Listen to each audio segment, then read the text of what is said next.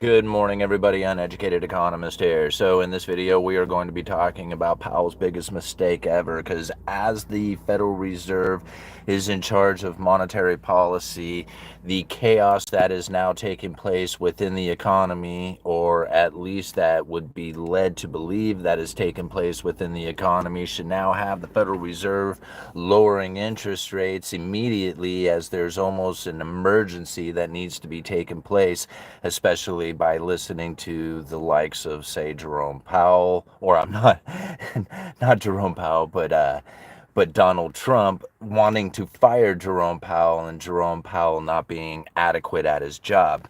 This is what is led to believe when you listen to the mainstream media. And now, as I think about what it is that is taking place right now, it is just mind-blowing to see it. There is nobody who really seems to understand or follow the monetary policy in the reality for what it is. Most of the time, what we are hearing is how it is that Powell has screwed up, messed up, doesn't know what he is doing, and that he has made some sort of mistake, like he royally screwed up. And so when I think about what it is that they are now saying as far as the jobs report that comes out and saying, look, the Fed should be lowering interest rates because we have this weak jobs report that has come out. Now, I think about what it is that I understand about monetary policy and the adjustment of interest rates and what ends up taking place when they adjust interest rates to try and deal with the weak jobs market or a rise in unemployment. And that is, it takes time. There's a lag. From the time that the Fed adjusts rates to the time that it actually impacts the economy can be anywhere from 6 months to a year. So to think that they are going to have a snap judgment to what has taken place today doesn't have any kind of real effect on the economy for another 6 months to a year. And this is where I think a lot of times that you start finding the Fed officials like Waller and Michelle Bowman, who just recently had dissenting votes, saying, yeah, we need to lower interest rates because this weak jobs market is going to continue going into the future. And now this is not like out of the realms of possibility. I mean, this is very logical thinking, especially when you consider how many people are out there screaming, man, unemployment is terrible, or the jobs market is terrible. Everybody is just like suffering the consequences of it. Well, by lowering interest rates, the Federal Reserve would then give the corporations, the companies out there, the encouragement to borrow money to expand their operations. And part of that expansion of operations is hiring people. And this is generally how the Federal Reserve tries to manipulate the interest rates down to increase the investment into the idea of hiring people. I mean, that's like the simplest way to understand it. But when you have a historically low unemployment rate like we do right now, then most likely you're not going to find the Federal Reserve being that excited about lowering interest rates when they are still trying to fight inflation. So now, as we look, here, let me just set you guys up there a little bit better.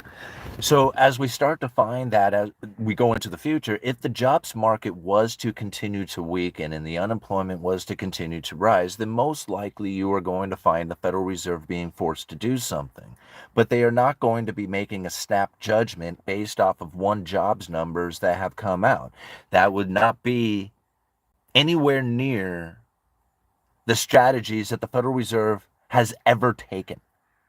Like, for somebody to say they should be, look at these jobs numbers, they should be lowering immediately, like that sort of statement that comes out is nothing, has never occurred within the Fed strategies. Now, they do look at unemployment and the rise and fall of that number in relation to the neutral employment rate and how that is relating to the inflation. There is a lot that goes into that, but they are not making this snap judgment based off of a single jobs number. That's not how it works. Inflation is the key to where it is that the unemployment is going to be. Like, if inflation is low, then unemployment can fall, like fall really low. And the Fed would not be concerned about it because the inflationary scenario is low.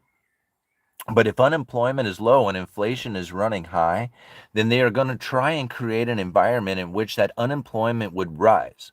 Less people would be working out there. Less people working, then less people consuming. If you have less people consuming, then you have supply-demand imbalances start coming into equilibrium and prices start to come down or start to find a plateau where they're no longer rising. Inflation turns into disinflation, which turns into stagflation. And then eventually, I mean, not stagflation. Stagflation is more where you have a little bit of inflation, but the jobs numbers aren't keeping up, or the wages aren't keeping up, where people are no longer consuming, but yet the inflation still seems to rise. It's not coming down, dramatically. But ultimately, the Federal Reserve is trying to create an inflationary or disinflationary scenario based on how many people are working. And they had something called the neutral employment rate. Like, you can go and look that up, right? The neutral employment rate or unemployment rate is the rate that is neither accommodating nor restricting the economy. And that neutral employment rate got very low. Unemployment rate was really low. Like, you could have unemployment almost at zero and it didn't create the inflationary scenario that they were looking for. In fact, I believe Michelle Bowman called it an what was it? Inflation has an insensitivity to the low unemployment. Like, they could not find an inflationary scenario when they would drop unemployment or have unemployment really low, like historically low unemployment from the end of the Obama administration all the way through the Trump administration did not produce the inflationary scenario that the Federal Reserve was looking for, not with all the quantitative easing, not with all that stuff. That was the major problem that the Fed was facing, and we've covered that many times. All right. So as we continue on going into the future and we think about what it is that the Federal Reserve is really attempting to do with their Fed funds rate, if you have unemployment that is still historically low, like, if you go back and you look at unemployment on a chart, it's still really low. And I do agree that you have to trust their numbers, which isn't always easy to do. Hold on one second, guys. I'm going to turn off my Wi-Fi.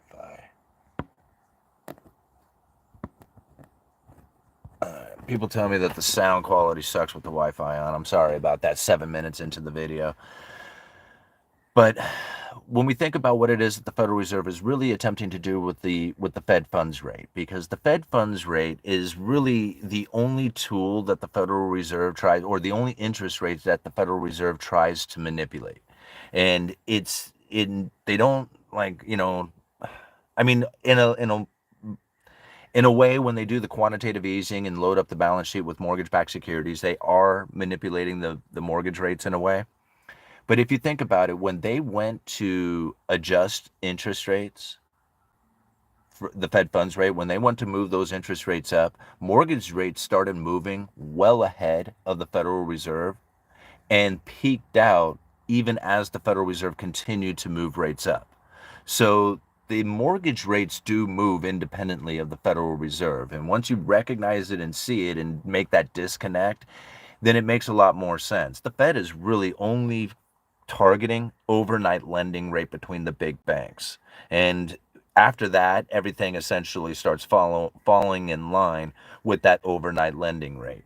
So a lot of times you can kind of focus in on the US 10-year Treasury onto where interest rates are going to go, because that's essentially like the benchmark of all interest rates for getting a mortgage, getting a credit card, getting a car loan. All these mortgage rates really follow the US 10-year Treasury.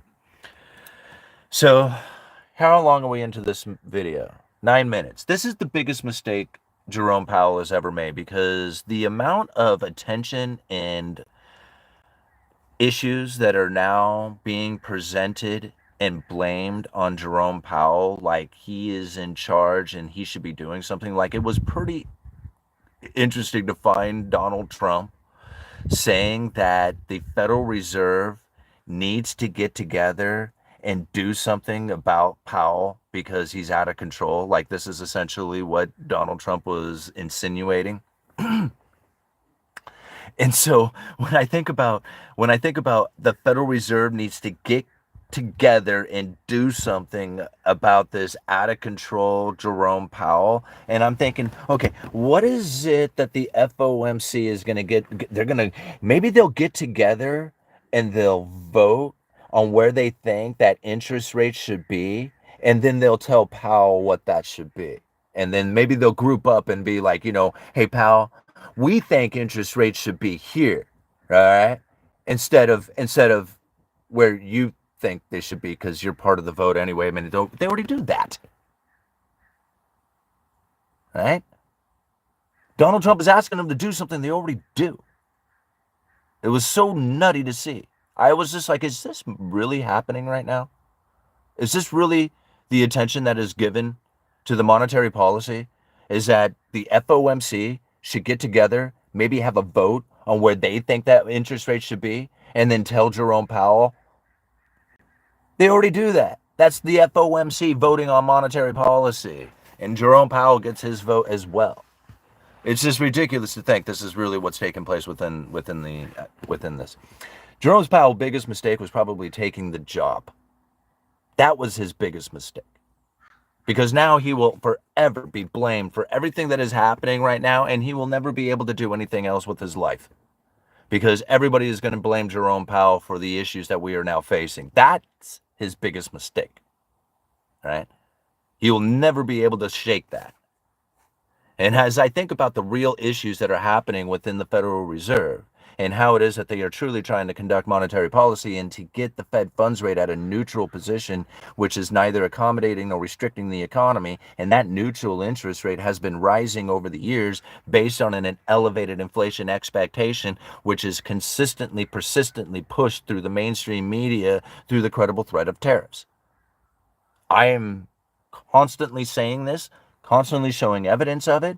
I am not deviating from this idea because this is the reality of the situation. Everybody else seems to have some sort of far-off concept that Jerome Powell is somehow in control of monetary policy when there is 11 other voting members who are already in control of what monetary policy is going to be. The idea that the Federal Reserve needs to do something, get together, maybe put a vote together on where monetary policy should be and tell Jerome Powell what that is. They already do that. That's what the FOMC is. It's like ridiculous. It's like, I got an idea.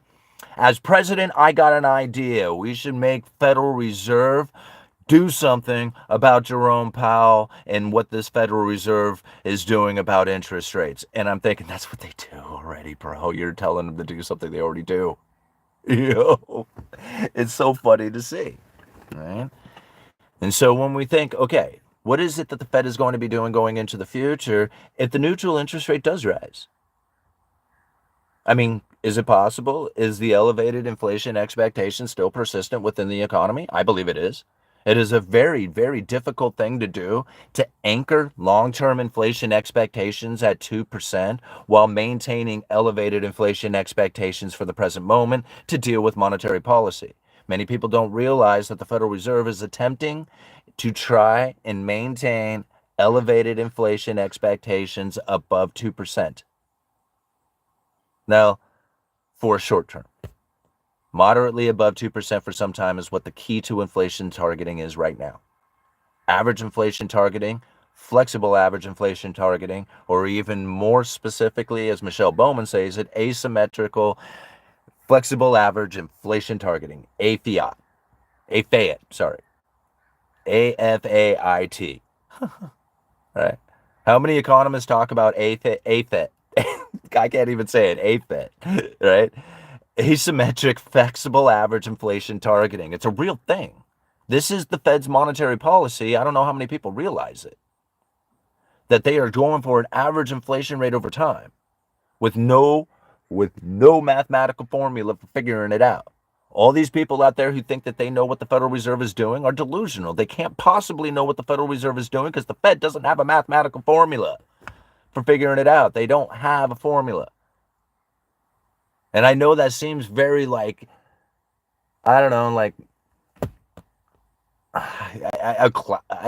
confusing or clouding or misinterpreting or something of what it is that the Fed is doing. It's not. They are going for a flexible average inflation targeting in which that they are trying to get a 2% average inflation rate over time. Over the previous 10 years prior to COVID, after the great financial crisis, the Federal Reserve ran consistently under her 2% target. Over The previous years before that, they were trying to make sure that they had a 2%. They were trying to fight the inflationary scenario, like to make sure that people said, yeah, we can battle this inflation. When they got to the great financial crisis, it was quite the opposite. It was deflation that was the biggest nightmare. It wasn't the inflationary nightmare. They had control over that. They said, hey, we got control over inflation. It's coming down. Nobody was concerned about inflation. All of a sudden, without the concern of inflation, inflation fell. Deflation started taking hold, and the Federal Reserve was like, man, if we hit the lower bound of zero, we're cooked. What are we going to do? You don't believe that? Go and look at Ben Bernanke's speech of 2002. Deflation, how to prevent it from ever occurring here. We just recently did a live stream talking about that particular speech and many others that prove the credible threat theory of monetary policy. You know, this whole idea of how it is that the Federal Reserve finds inflation or finds the average inflation rate. You know, they do talk about it. Let me show you. So let me bring this up here real quick.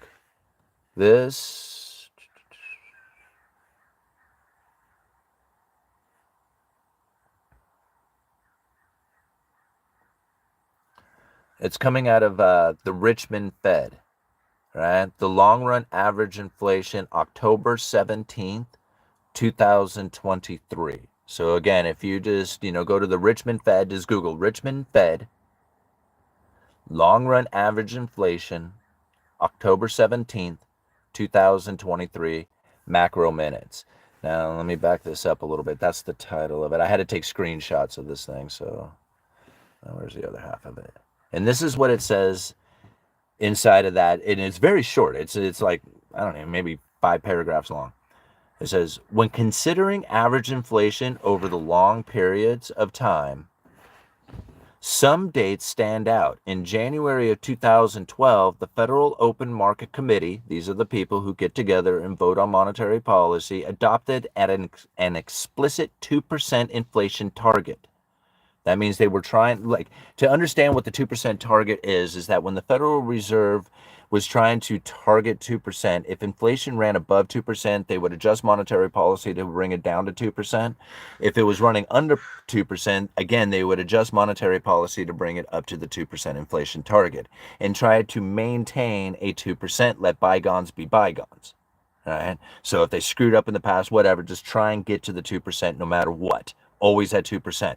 Funny thing is, they can never do it, ever. Not in the history of time were they ever able to maintain a 2% target.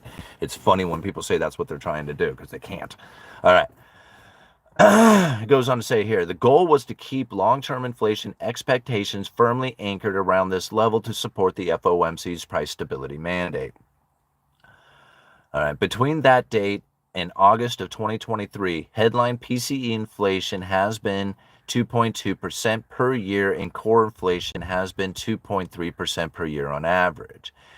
A second significant date is September of 2020, when the FOMC revised its statement on long-run goals and monetary policy strategies. Now, again, that statement right there, that change to the monetary policy strategies, the consensus statement, this is what I believe all this BS that you're finding within the mainstream media trying to blame Powell is attempting to cover up, or because this, the consensus statement is already written. Like, they have already come up with the consensus statement. They're just ready to deploy it out there into the mainstream media for everybody to know.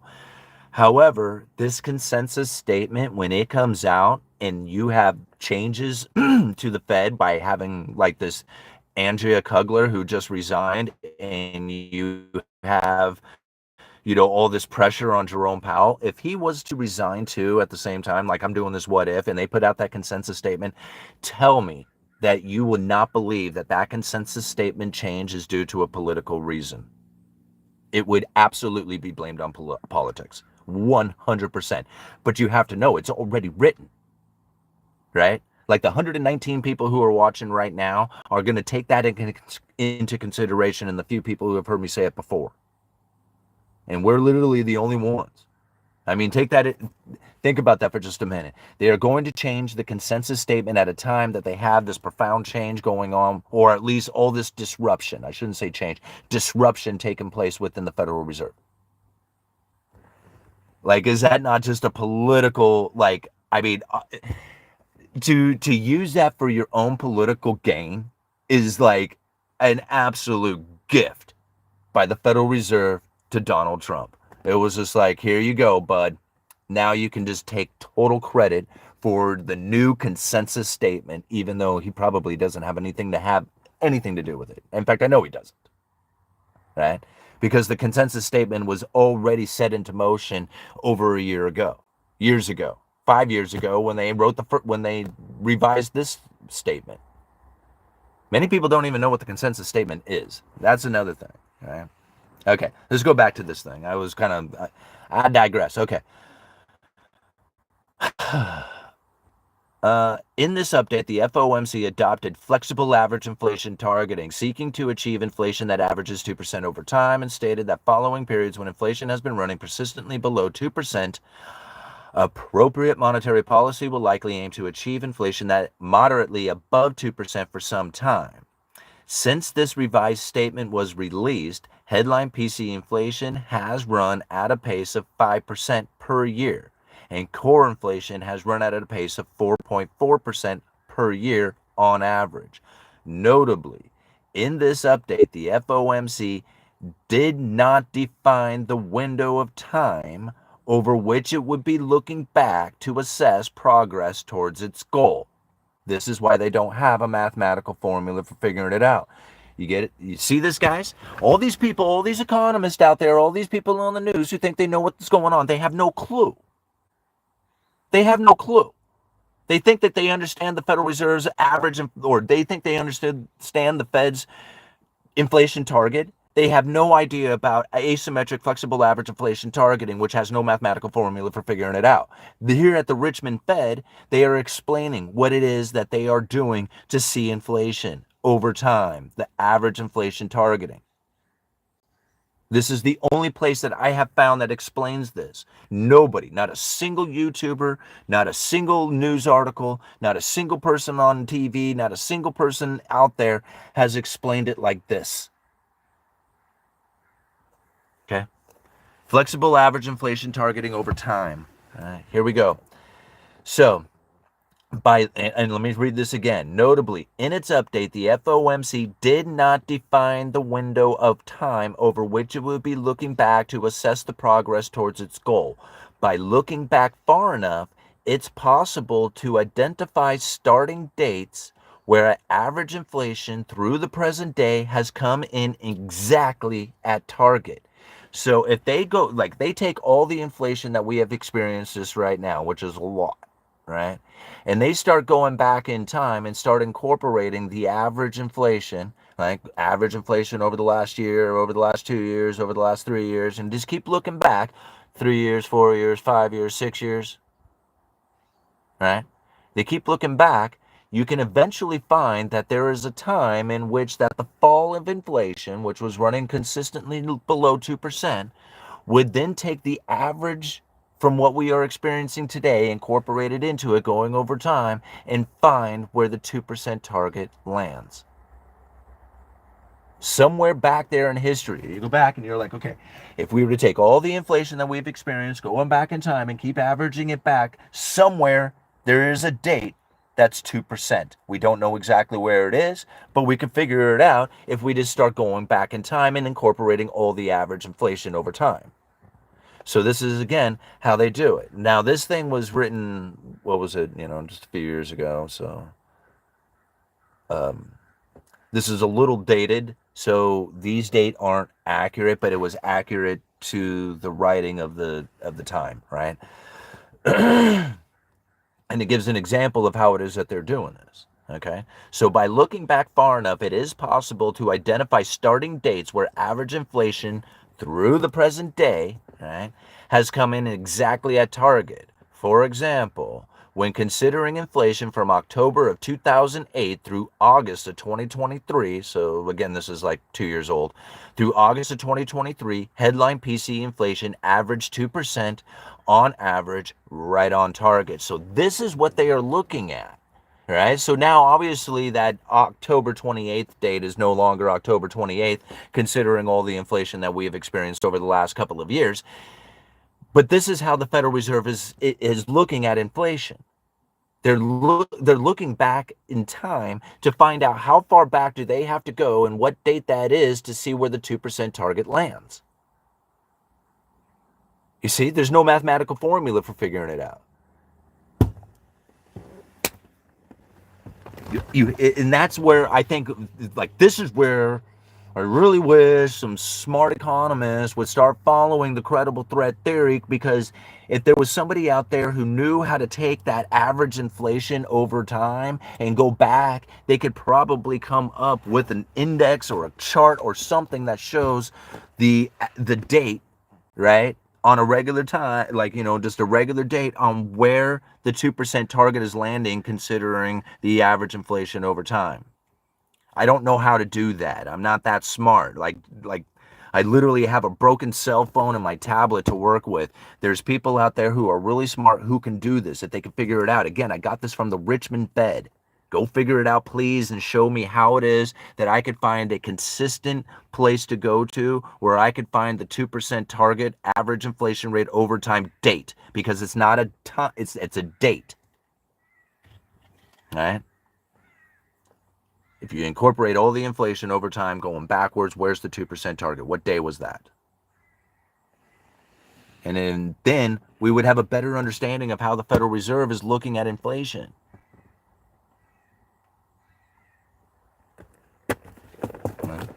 This is why nobody gets it.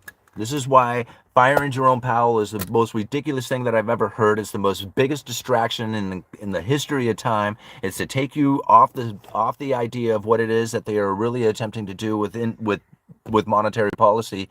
And the more they do this, the harder it is for you to really see what it is that's taking place.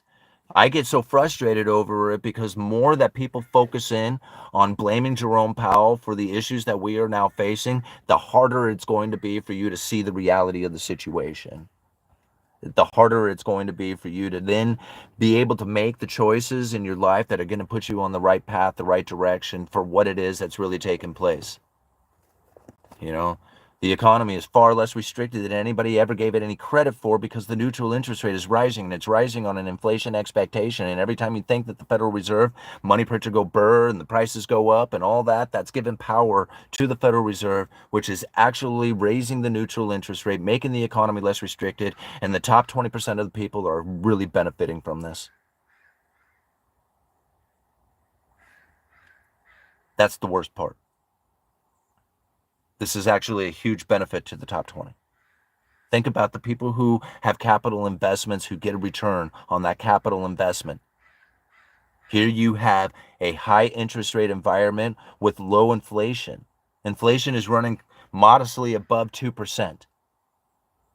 For a lot of people, that is a painful experience, and I totally get it. I understand why, because it hurts the majority of the people who suffer from a paycheck to paycheck living. But when you think about what it is that the top 20% are experiencing in this environment, and the consuming is doing quite well, and people wonder why there's such a resilient economy, and you have to understand that 50% of the consumption is done by the top 10% of household incomes. The top 20% are doing something like 70% of the consumption. The top 20% are killing it. They are doing quite well. Everybody else, 80%, is feeling the pain. Yeah, everywhere you look, you're going to see the pain. But when you are in a consumer debtor-based economy,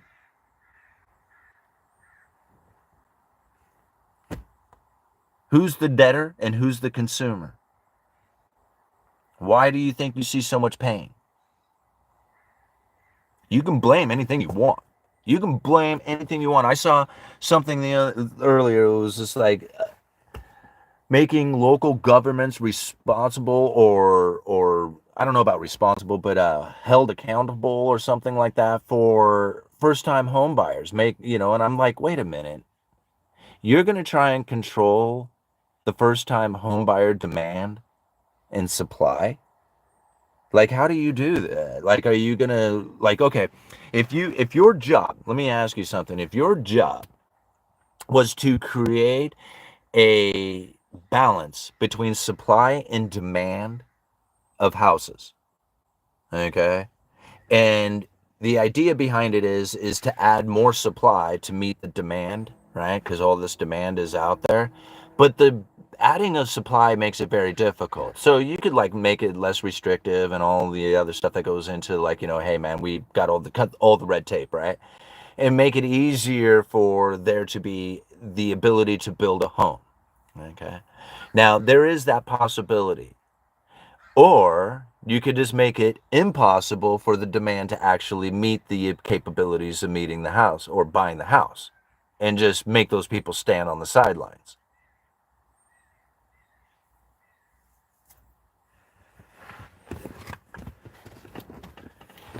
What is happening? Okay. Now, is this done on purpose? Or is this just another symptom of the situation that we are now facing? Because a lot of people say that would fix the problem, right? That all of a sudden, if you were to just remove all these restrictions, that there would just be an abundance of homes, and I disagree. See, it's not a matter of cutting all the red tape to make it capable for people to just go out there and just build a new home. People actually have to be able to build a new home. And a lot of times when we think about people building homes, that is just all of a sudden there's just an abundance of people who know how to build homes. And they can just go out there and just start swinging hammers immediately, like just go get one. Just do it, right? Well, it doesn't quite work like that. You have to understand that most home builders were mom and pop operations, and the longer it goes on that they are not building homes, the less of those people who are going to exist into the future, even if you were to give them the opportunity to build a home. So the idea of building a home by people who know how to build homes is going to get expensive as the supply of people who know how to build homes is diminishing, as the lack of homes that are being built right now, or the demand for building homes, is now diminishing their operations. This is the real problems being faced. See, there was a time in this country where an average person could go and build their own home. It didn't take much skills. Basic carpentry skills could have got you a home built, right? Would have taken, maybe if you were really unskilled, it might be a little difficult, but, just some basic ideas, maybe some helpful friends. And anybody could have gone out there and pretty much built a home. Land wasn't that expensive. Materials weren't that expensive. Permitting process wasn't that difficult. In some places, it was more like guidelines and it wasn't even permit. It was like you told them, hey, I'm building a house here. And they're like, okay, follow these rules at least. It's not that way anymore. See, there was houses built back in the day where people just built the home. They didn't really even ask permission. And they barely, it was more like an FYI when it was taking place. These ideas of these homes that were built like this are no longer a concept. It's not happening here. So the idea of just like ramping up production of homes, well, it's a great sounding idea. And in a lot of ways, you probably can ramp up building of homes. But the amount of homes that need to be built in order to meet the demand that is out there is quite large. And in order to fulfill that demand is going to be an incredible task. And so to think that it's going to be something that's easy to do and isn't going to cost a lot of money and isn't going to cause problems of its own as you start to manipulate the situation with some supply-demand imbalances as a ramping up of government subsidies or government interference being relinquished from the problems of people facing when they're trying to build a home, when these things start to diminish, the problems that come from that are going to present themselves. If you ramp up demand, you are going to find some supply-demand imbalances within the lumber industry, and all of a sudden people who are talking about building homes really cheaply are going to find that the supply of labor is going to get expensive, the supply of materials is going to get expensive, the time to build the homes is going to start stretching out, and all these added costs are not going to make homes any cheaper. You have to understand there's so many different avenues of approach to understanding the economic forces that are happening out there. It's just not a matter of government should just do. If government should just do, then government should just do a lot of things. Every time they do it, they seem to screw it up and it costs more money. I mean, people tell me all the time that, government should just do something. And I'm like, well, let me ask you something. Are things easier now, or were they easier before government interfered in your life? I mean, people talk about the good old days before government got involved, right? And then they say the government should do something, and I'm like, well, what should they do if doing something seems to irritate you? Because before they were doing nothing, and you said it was the good old days. So I'm just curious, which one is it? Should they do something or should they do nothing? Because doing nothing would be a return to the good old days, and doing something is what we got going on right now. I mean, that's why I find this so humorous. People love talking politics and they talk about the good old days, and I'm like, the good old days when before they were started really getting involved in your life. It's all about the meaning you give it, right? Okay, I've just babbled on for a half an hour. Let's go ahead and read through some of these comments. Let's back it up here with the glasses. All right. Sam is trying to start a new car company. Okay. Larry Bird, old homes were way better too. I mean, I agree in a lot of ways their old homes were better, but even I think today's homes are pretty cool. Like, they build them to meet modern times. There's a lot of new amenities and styles and capabilities that you can achieve with these homes that, just necessarily weren't necessarily part of the past. You know, And I live in an area that has old homes. I mean, Astoria is an incredibly old area. I mean, there's homes from the 1800s around here. I had one at one time that was from 1920. It was crazy, right? So these old homes are kind of cool. I mean, they're neat and got a lot of character and stuff like that, but they're not exactly the most efficient homes. That I grew up in a little old farmhouse kind of place with no insulation or anything else in the walls, and the wood heat was just like, it just incredible to try and maintain. You had to go burn through, 6, 7, 8 cords of wood a year. And I know for a lot of people that's like, nothing, man. I had to burn through 12. Well, when you're a kid, cutting and packing and dealing with 8 cords of wood a year is for, just to keep the chill off the house isn't fun. And then I had to live in that house for a long time after that too. So anyway, moving on. Best deals are homes on old super fun sites like Homes Lennar sells. I'm not sure when it started, but for the most part, today's materials are designed with planned obsolescence in mind. I don't necessarily agree with that. I think I think a lot of times people look at like the cheaper materials. Like people want the house to be built as cheap as possible, right? They want the least expensive home that they can buy for the nicest, for what they get. And when you get into framing material, there is some cheap material and then there's quality material.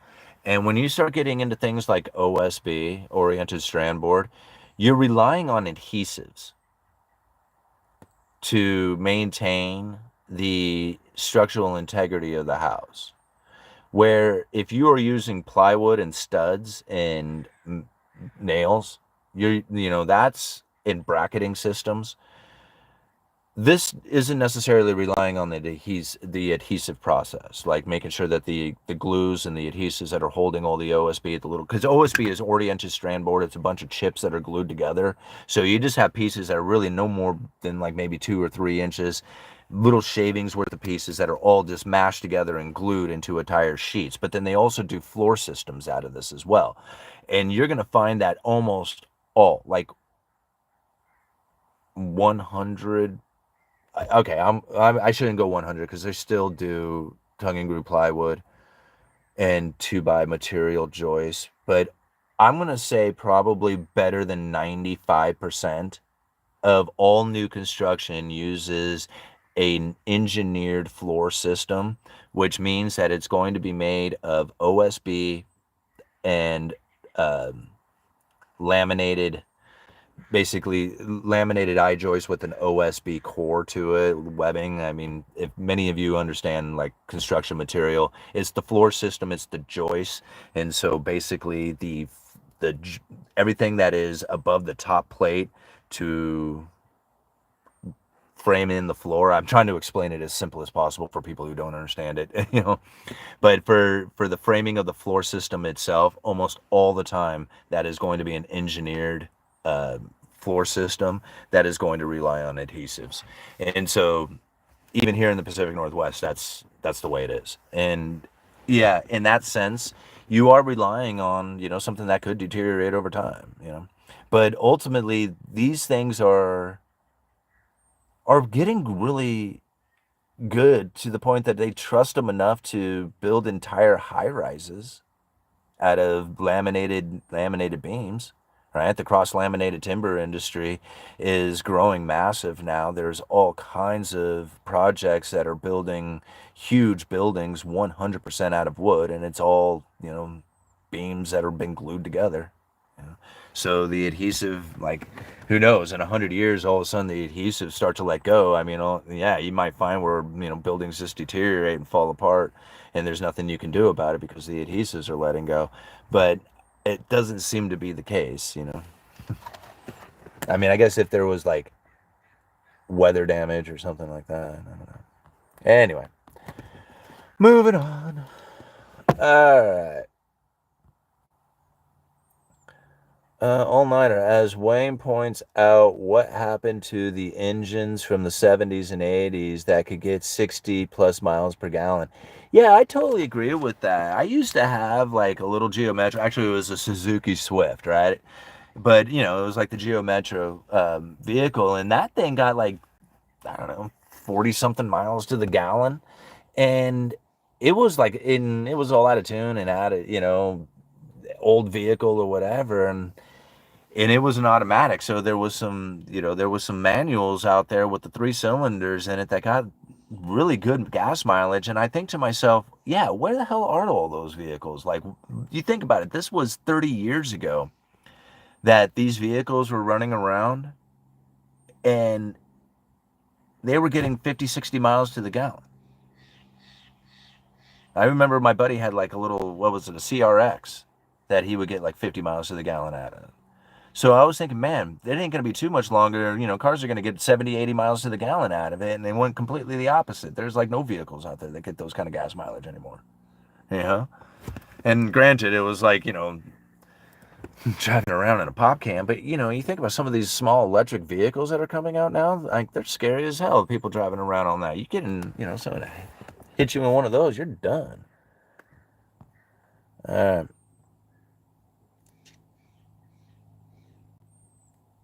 I have put exterior grade MDF underwater for 2 weeks, and the corners barely showed any swell. Yeah, I mean, they build these things for a certain rating of time. Like, even CDX, I mean, I forget, I think it's, 90 days or something like that. I mean, it's probably longer than that. I don't know. You think I would know this, but I can't remember. There's a certain day exposure, right, that you can have on this plywood that is meant to be exposed to the weather for a certain amount of time for framing purposes. So, like, it doesn't matter what happens to, like, you can be in the downpour framing this all together. It's meant to happen in that fashion. Now, here's the funny part about that is that when you do that, you will find issues. There will come issues with the building materials because, they're mass producing this stuff. So if the lamination doesn't take right, or, you have an inconsistency in materials, or you just happen to have a certain species that just warps really bad or whatever, that's going to take place. Like, there's nothing you can do to stop that. It's a natural product. It's going to take place. And I love when people get so upset. They're like, oh, look at this stuff delaminating. And I'm like, well, yeah, that sheet, I mean, that sheet delaminated. It's a natural, like, people are like, oh, look at all this warped lumber. It was like, no, that board is warped, that one board, right? Because that happens because it's a natural product that happens when you put it in the sun, and it's just going to start heating up and drying out, and the fibers in the board start to tighten up, and you'll find some of them start to, twist and deform out of shape. Some of them don't do it. Like, it's amazing. Just straight as an arrow the entire time. Like, they sawed it straight. It's not like they're like sawed it and they're like, oh yeah, that one will warp. Send that one into the supply. It's just, it happens, and people get upset with it. They think like every single board should be absolutely straight as an arrow and perfect with no defects to it. And I'm like, is there defects in nature? Of course there is, right? There's going to be defects in a natural product like this.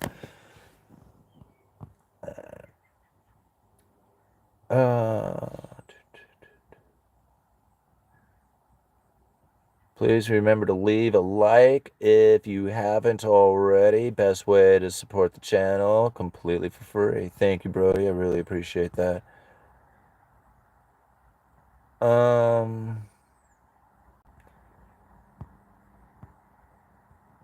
So what's going on here? How come I'm not reading questions and talking about this stuff? We're talking about deplorable and all this other stuff. Hail Nider, if you need to put people in timeout to make this conversation go better, that's totally cool by me. We're talking like, okay, facts. It's getting to the point I worry when I am dead about these glue beams. Yeah.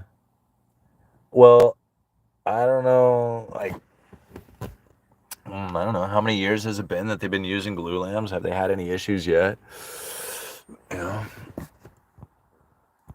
All right. Let's see here. If I flip my deck stairs over, will they start correcting on the warp direction? Nah, generally they don't warp back into place. Like, I mean, I have seen boards do some pretty weird stuff, like in certain temperatures. You'll find like, okay, here's a good example of it. I got a solid core wood door, which isn't really solid wood, like a solid piece of wood. It's actually like particle boards and different parts and pieces in there, but it's making a solid door, meaning that it's not hollow. Now, these doors there was a time that they made like solid wood exterior doors that people kind of remember, and those were really good quality doors that were not necessarily the same kind of doors that are made today.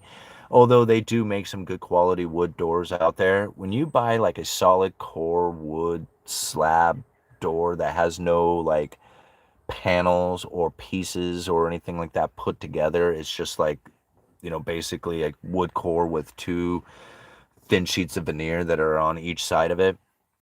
These doors aren't necessarily like weather resistant doors, right? They're not meant to be in really harsh environments. Can you use them for an exterior door? Sure. And if you're in the right environment, then they would probably be just fine.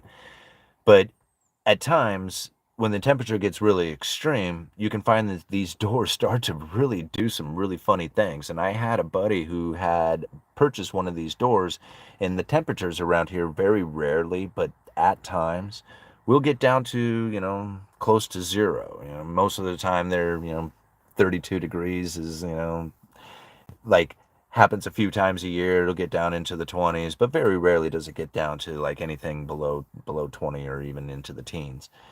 But on this particular occasion, it had happened, and this door that he had installed totally warped. Like there was like it bent at the top and the bottom, and and it was like this weird deformation that had occurred to the door. And he was like, "Oh man, what do I do?" And I'm like, "Well, it sucks right now." And I told him, I said, "But once the temperature kind of equalizes on both sides, like it's really cold on one side and really hot on the other because you got your heat turned up." And I was like, once that starts to like balance out a little bit more, it's not going to be like, not once it gets perfect, but once it, the temperature in the house comes down a little bit, and once the temperature outside starts to warm up a little bit, then you'll find that door will probably warp back into shape, and it did. And really, he hasn't had any issues from it, but it was on that really, really, really super cold day that we had, and so that was weird. It was like the weirdest thing, but it does, like, certain things like that can happen because it's a natural product. Again, things move,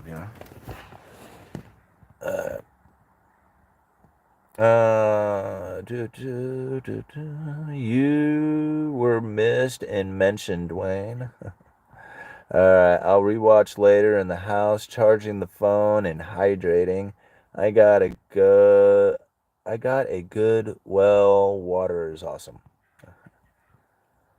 All right, Nick, Buffalo, I am understanding you right. It's no different than homeowners who bought their mortgage with 6-7% interest rates and now are screaming they want to sell because the money they borrowed too. I can't imagine how many people, like you think about it, the home sales over the last couple of years have been really, really low. Right? Like that's the problem. There's not been a crash in the housing prices like a lot of people have said. It's a crash in the housing transactions. So when we think about how many people have actually done transactions over the last couple of years, it's dropped dramatically. There's not nearly as many people who are taking out high interest rate loans into this housing market as people want to say they're screaming for. That's like just a handful of people. And I mean, if you want to listen to them as being the majority, well, then that's up to you. But really, there's not that many homes that have been sold over the last couple of years that carry these high interest rates anyway.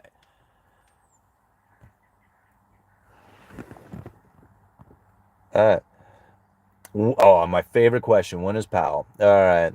Well, when is Powell going to lower rates so I can pull some more cash out of my house? When is Powell going to lower? First of all, Powell doesn't lower interest rates, and even if he did, you're not going to find that the mortgage rates are going to move on that interest rate adjustments because the last time the Federal Reserve and the Federal Open Market Committee lowered interest rates, mortgage rates went up. So I don't know what you're talking about. Powell isn't in control of interest rates, and even if they did lower interest rates, it doesn't mean the mortgage rates are going to come down. So I don't know, man. I mean, I got an idea. Hey, Justin. No, wait a minute. It's not Justin. It's Joshua. I got an idea. All right. No offense, man, but maybe you should wish and hope and pray.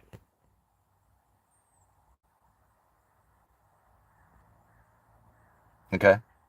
Wish and hope and pray, because if you want to think about Powell being in charge, you've already missed it. And then if you think that the Federal Open Market Committee lowering the Fed funds rates is going to lower mortgage rates, you're going to miss it again. So instead of thinking that, just wish and hope and pray. And then maybe go to a barbecue and go to the beach or something. Right? Do that instead. Because what it is you're expecting or hoping from that sort of information isn't going to deliver for you, because it doesn't exist. It literally is fabricated misinformation. I'm sorry, but pure imagination. Right? And I don't mean to be offensive. I just want to be very, very clear, right? And I'm not going to sugarcoat anything for anybody. That's the way it is. Powell's not in charge. The FOMC is. And even if they did lower rates, mortgage rates does not necessarily follow the Fed funds rates, as they didn't when the last time they cut rates, as mortgage rates went up. And actually, mortgage rates went down prior to the Federal Reserve cutting rates. So think about it in that fashion. And there is an expectation coming from the markets, coming from the people, and coming from the delivery of the information. And when you combine all these things together to understand that they are using their words to manipulate markets, then you'll get a better understanding of what it is that's going to take place within the future. Knowing also that the Fed funds rate is in relation to something called the neutral interest rate, and that neutral interest rate will rise and fall on the inflation expectation. The neutral interest rate rising ever closer to the Fed funds rate makes the economy far less restricted than anybody is going to give it credit for. So now when you think about the economy being less restricted with a high interest rate environment and low inflation, you have the top 20% of people who are getting a capital or return on capital investment that is doing better than it was before. So they're getting a better return today, and inflation is running modestly above 2%. So they're the consumers, they are doing well, and they are deploying that into their consuming, and that is why they are very resilient. That's why they seem to be doing well. That's why they continue to operate, because 80% of us are hoping and wishing and dreaming and praying for Powell to do something about mortgage rates. Okay. I don't know, man. I mean, I don't know how to make it any clearer. I'm telling you this from a working class point of view who has nothing to gain from telling you this outside of entertaining you so that you will watch the video so I can get some ad revenue. That's the only thing I have to gain. The information is there. I've shared it with you. Take it with a grain of salt. I can care, you know, I care about everybody out there, but if you don't care about the information, I can care less about that, right? Take the information with a grain of salt.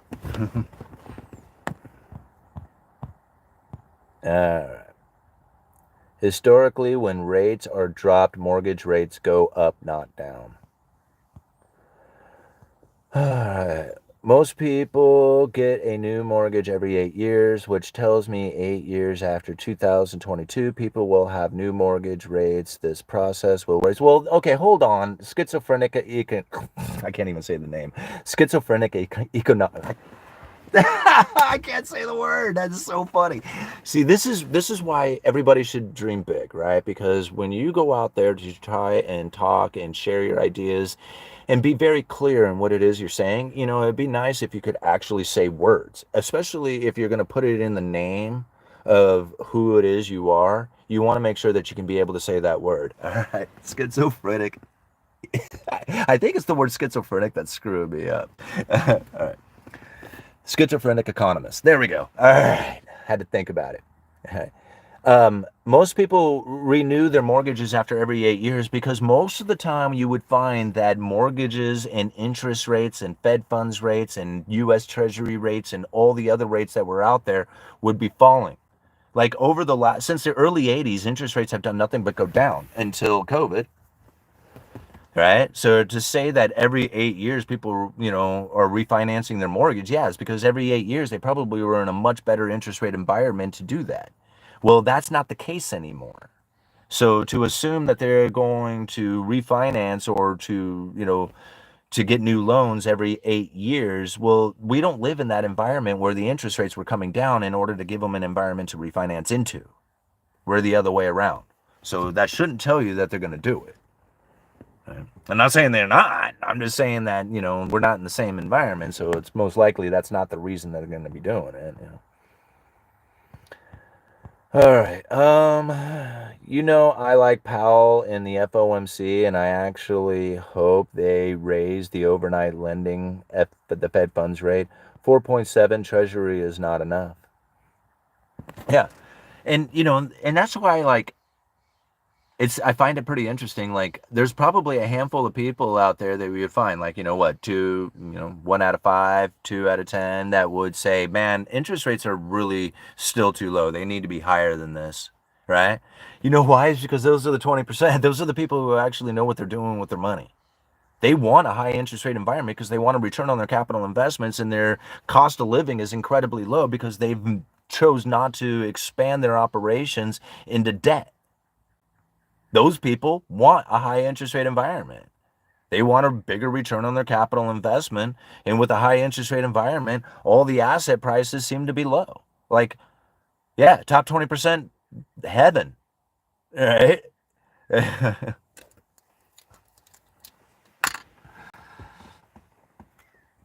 But not really. Because you think, the lowering of interest rates is really where people borrow money to buy the lowering of interest rates is really where the separation takes place, because people will borrow money to buy the cash flowing assets like rental properties and stuff like that. And that's what really separates the rich from the poor in a dramatic fashion. Whoa, stay upright. All right, how long have we been into this? An hour. How long do you guys want to go? We got 74 likes and 161 people watch. If you want me to stick around for a little while, let's get it up over 100 likes. That's 25 likes in the next, say, 5 minutes. And we'll continue on for a little while longer. Or you can just load me up with super chats, man. Thank you so much. See me rolling. I love the name. Thank you for the $5. A reporter or someone asked, where's my glasses? Let's see if I can do this right. Here we go. All right.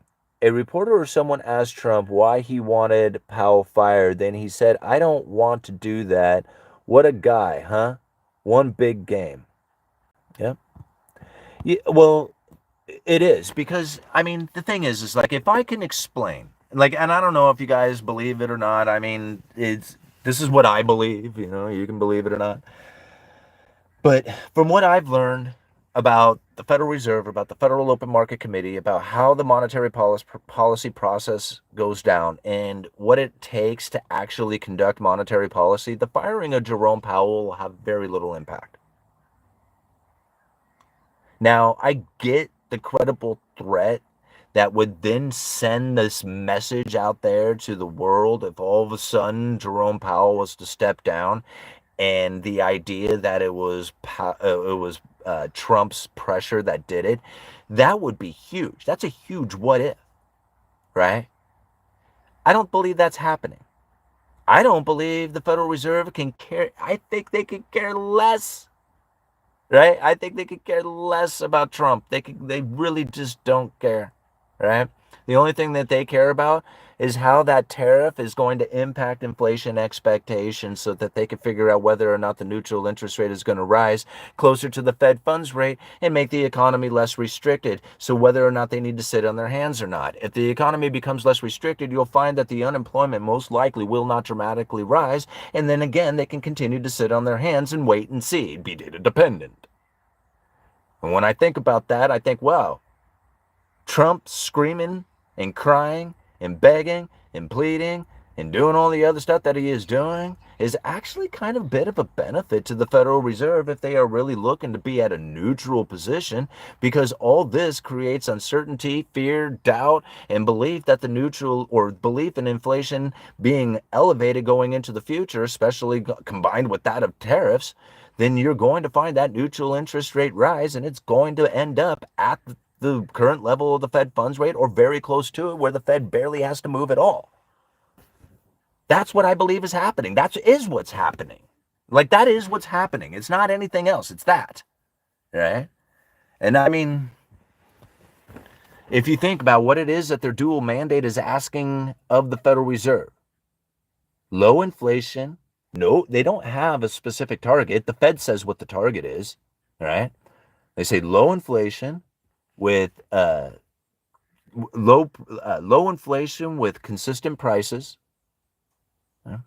and full employment, or low unemployment, or however they describe that, because none of these things are really well described. But that's their dual mandate. So what do we see out there? We see unemployment still historically low, and we see inflation moderately above 2%. This is the achievement of the goal. What they are mandated to do. This is the mandate. They have achieved the dual mandate. And as people are like, what are the Fed going to do? And I'm like, hell, other than this, what do you think? Nothing. This is it. This is the dual mandate. They have achieving the dual mandate. Maybe other people won't agree with that. They'll have an opinion that says, no, the inflation is much higher and all this other stuff. That's great. Right? And I totally agree. And I don't think I trust the numbers and ever have, and that's why I don't really even say that the numbers. I say what they are talking about, because this is what they are looking at, because this is what they are using to formulate their monetary policy. I don't know what it is that I could possibly do to change anything about what it is that they are looking at, but the only thing that I can do is say, okay, well, if they're looking at that, then most likely they have achieved their dual mandate, which means that they are going to sit on their hands and do nothing, which that's what they are doing. Like I said, for a long time, that the neutral interest rate is continuing to rise. Yeah. And I'm the only one who wants to look at it this way and give it that kind of meaning, and everybody else wants to put some sort of idea and belief and study and research and energy and pull everybody into this power pendulum of what would happen if Powell got fired.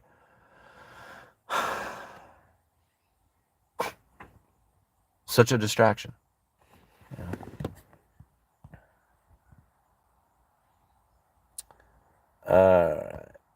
$4.99 coming from Buffalo Blanco. There is a theory out there that Trump wants Fed to lower the Fed funds rate so we pay less on interest rates on the national debt since the big beautiful bill. Well, I don't know why that would be Trump's problem. Whatever money he spends is going to be somebody else's problem anyway. So I doubt that. I don't believe any of that at all.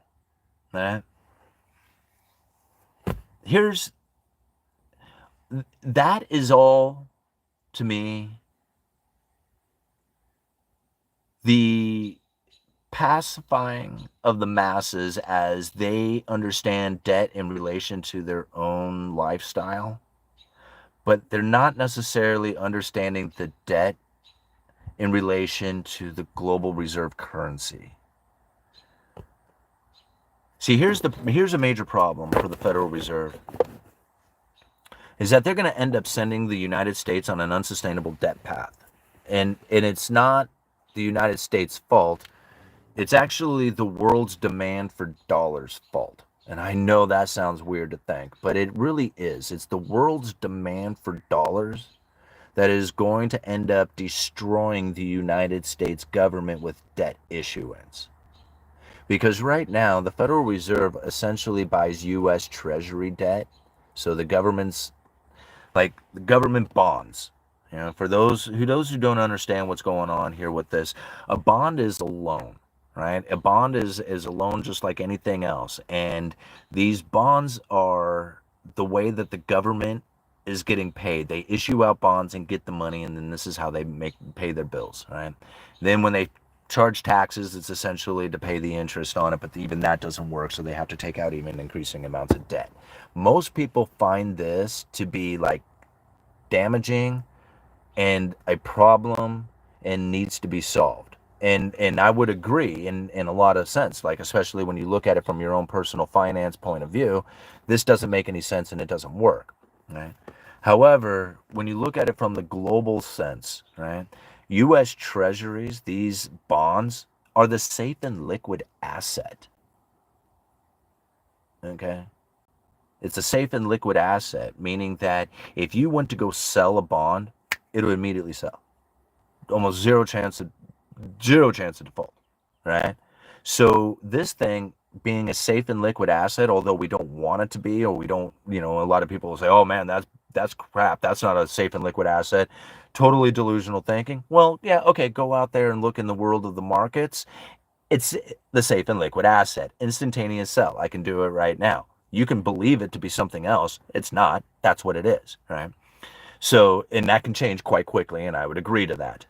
But to think about it for what it is, because that's what it is the safe and liquid asset, there's nothing out there that quite meets the quantity that is doing.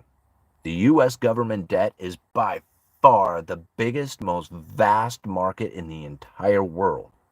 Liquid, deep, trusted, believed in, consistent, and it's out there. All right? There's nothing else out there that does that. There's no other country that does it.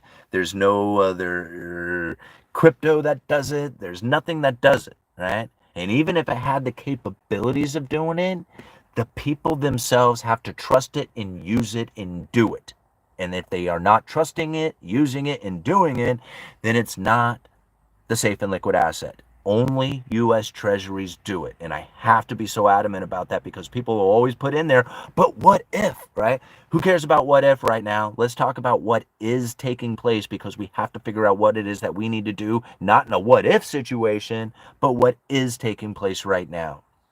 Okay, so now the Federal Reserve buys U.S. Treasury debt along with everybody else in the entire world as a safe and liquid asset to back up their balance sheet. So the Fed takes U.S. Treasuries, puts it on their balance sheet, and then issues out their liabilities. Their liabilities are the dollars we use. Federal Reserve notes, bank deposits, all the stuff that we use out there, all the dollars that go out into circulation, that's the Fed's liability. They need the liability back. That will extinguish the U.S. Treasury debt. So the asset is the U.S. Treasury debt. They load up on U.S. Treasury debt and push all the money out there into the system. Now, here's a problem that is faced. Many nations, many people, many corporations outside of the United States have taken out debts that are due in dollars. Meaning they grab it, say, I promise you, bro, 100 US dollars, and I'm a European and you're a Canadian. Right? It doesn't have anything to do with the United States whatsoever, but we're going to do this deal in 100 US dollars. Bang, right? And now this contract goes out there into circulation. That 100 US dollar contract is now being used like dollars. It does transactions like a US dollar would do. It didn't have anything to do with the United States. This contract was made by somebody outside of the United States, had nothing to do with the United States, not our government, not our banking system, not our corporations, not our people, nothing. It doesn't even exist in the United States, yet it's acting like a dollar, doing transactions outside of the United States. When that contract comes due, and many of them start to come due, the demand for dollars start to increase. This is the liquidity issues that the Federal Reserve now faces, is how do they deploy dollars out to the system to take care of all these contracts that these people have written. They can't stop people from writing these contracts. They can't stop people from demanding dollars to pay it. The only thing they can do is deal with the fact that there is a demand for dollars that is creating a liquidity issue. Now they have to fire up the quantitative easing, go over to the government, and start buying U.S. Treasury debts. This is sending the United States on an unsustainable debt path. Understanding it from this point of view is going to give you a much better, clearer understanding of why it is that countries and nations and people and corporations act and behave the way they do. There's nothing out there that even comes remotely close to the amount of transactions that the United States dollar can do. Nothing. Not a Bitcoin, not a gold, not another nation, not the BRICS nations, not the euro, nothing. Absolutely nothing touches it. Doesn't even remotely come close. Are there other things that can do it? Yeah, there are things that can do it. That's like saying there's like only one fishing lure that works. Of course, there's many fishing lures that work. But when you go out and there's only one that's actually catching the fish and actually doing it all the rest of them are obsolete. Right? And this is essentially what is now happening, is that no other fishing lures are provided. It's just the dollar. The dollar is it. And as people do move out of the dollar, there will become more opportunity for other nations and other things to do transactions. They're not even close. They're not even close. So what is it that the Federal Reserve is going to do? When it comes time to start printing up money to provide the liquidity that is demanded to cover all these contracts that has nothing to do with the government, the United States, the people, or anything else. What is it they're going to do? Well, let me show you something here. See, this is why I study the Federal Reserve so much. Is because most people have no idea on how to think about it like that. And they don't, what I just said over the last few minutes here has completely blown some people's minds. They have no idea that is happening. They have, like, to them, they're like, holy crap, I need to wrap my head around what it is that he is even saying. You're telling me that all these contracts that are written by people who don't have anything to do with the United States do transactions like dollars? So think about all the dollar transactions that are happening out there that don't have anything to even do with the dollar itself. It has to do with contracts that are due in dollars. That's what's nuts, right? So there is a far bigger demand for dollars than anybody could ever possibly imagine. And Ben Bernanke actually talked about an issue that could be, or how they could deal with this issue if they were to face it. Let me see here. Am I on the right speech? Yeah. Okay, Ben Bernanke. Let me find where it's here, because this one isn't highlighted. Okay.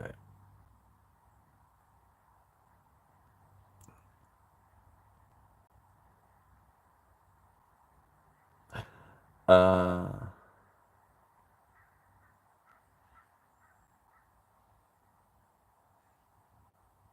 I really need to highlight this one. Sorry, guys.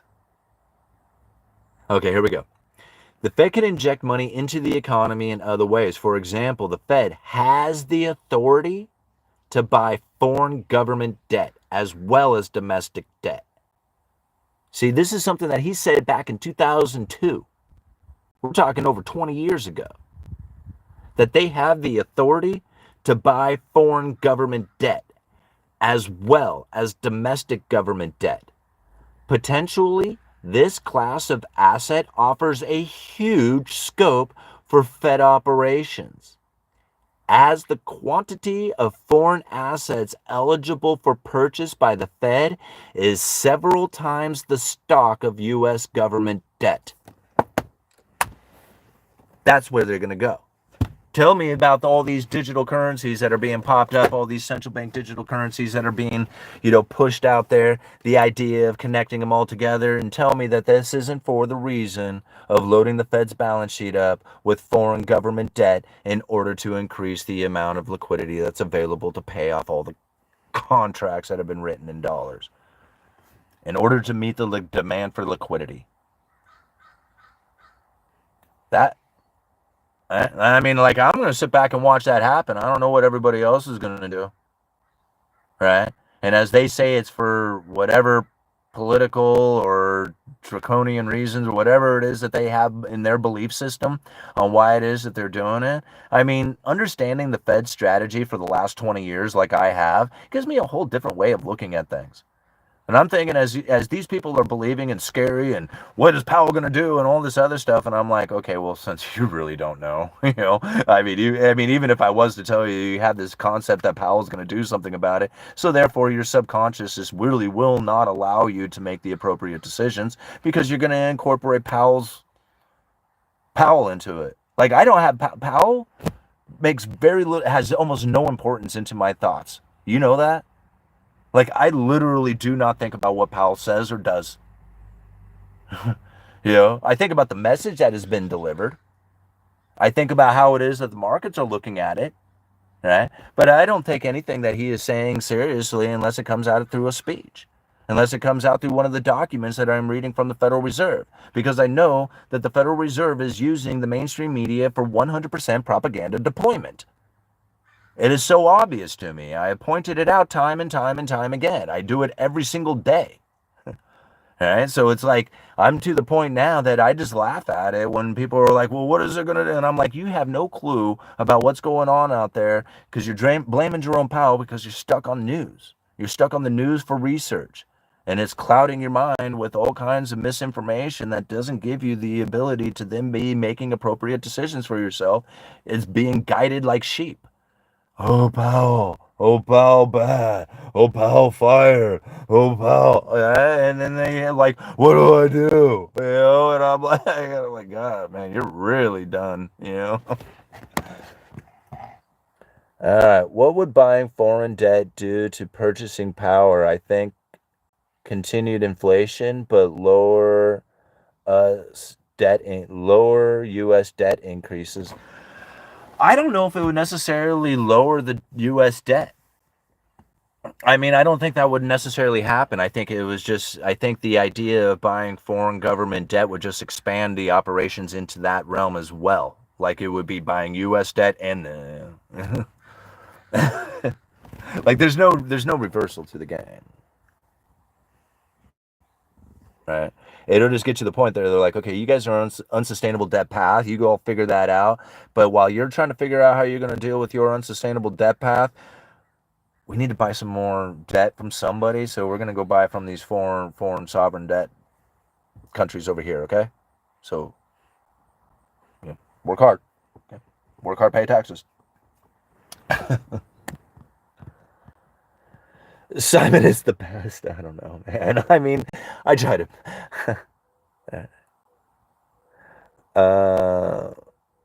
What is that? I have my 6-inch hooks ready. I will still eat meat.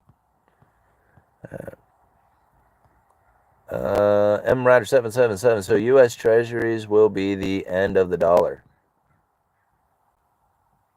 Nah. I mean, don't think about the end unless you are loaded up on gold and silver, and that's it.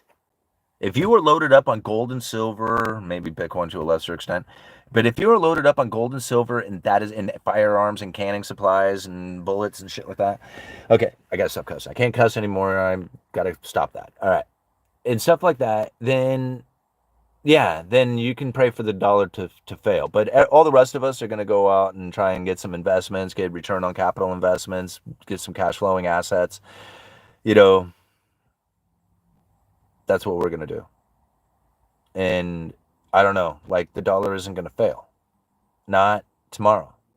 People kept asking if it's going to fail during COVID, and I was just like, I don't think so, and they're like, oh, well, obviously you don't know what you're talking about. And I'm like, okay, well, I'll see if I can load up on more, assets and dollars and everything else while, everybody else is like, sitting there wishing and hoping and dreaming that their decision on dollar failure was the right one. I mean, think about that. You're investing into failure. Does that sound right? Like, well, if I'm going to invest and I'm going to invest positive, I was like, I got an idea. Let me invest into failure. Like, there's some people who do quite well at it. Don't get me wrong. All right. There's people who can see bad and short things all the time and make a lot of money doing that. But to me, like, based on the idea of how it is that a dollar failure would look, like that's a grand failure that would just wipe out the entire nation. And for most people, the only time that would be a good thing, excuse me, is if you were loaded up on gold and silver. I know the dollar's not going to fail within our lifetime. I was just saying the U.S. Treasuries will be the ultimate downfall of the dollar when it does unsustainable debt. Yeah, but I think that's kind of the idea since the beginning of it. Like, are you going to be able to continue this debt issuance going into the future? How is it you're going to be able to tax the people, stuff like that, and be able to pull this money out to pay these debts? Like, this has always been the big question on it. And I mean, I think like if you were to look at the current circumstances, you'd be like, oh man, this is going to reach a point where it's going to go pop and then it's going to break. But then they always start deploying something new into the game, right? They start changing the way that operations work. The whole idea of going into digital currencies and having tokenizations and stuff like that. This is a whole new realm that can then give the Federal Reserve power to deploy, stimulus into, or the government, I should say, through the Federal Reserve, the way to stimulate and deal with a failing economy or the lack of aggregate demand in a way that they never had before. So, like, to think, okay, will the dollar fail? It's just like, well, can it fail in that environment? We have to see where the problems start to rely or start to increase within that environment. Like, I don't know what increasing problems will be there. I'm assuming if you inject more new money, it's going to have an ever increasing amounts of inequality. So therefore, they're going to have to react to the inequality that's going to come from that. People are going to blame politics. They're going to, expect their expect them to do something about it. There's going to be all kinds of stuff that comes from that. Uh, All Nighter says Demon Simon is not teaching. That takes all the responsibility away from learning. Simon is simply sharing thoughts. If you hear teaching, I would advise you to get help with that. All Nighter is absolutely right. I've said it all the time. Like, I'm here to share my opinion. I hope to be somewhat entertaining and to, give you the links and the places that you can go to form your own opinion. That's why I always give you the titles of the speeches, the dates of where they come from, because I expect you to Google it and then at least know where the information is so you don't think that I'm just making it up. All right, like, so I can at least say, hey, it does exist out there. This is where it's at. Whether you read it or not, I've led you to water, and that's it. Uh, the economy just grew at 3% for the last quarter. America is thriving. No recession on the horizon. Good times. I wouldn't necessarily say good times. You have to also think about that, Pat. You're talking about good times for 20% of the people. So that's awesome. You might be one of those people, right? And even if you're not in the top 20% of household incomes, right? Even even if you're like, you just live a meager life or whatever, but you're not in debt and you have food and you're really enjoying, your environment of what you have, the conveniences, like think about it, that's wealth. That's massive wealth right there.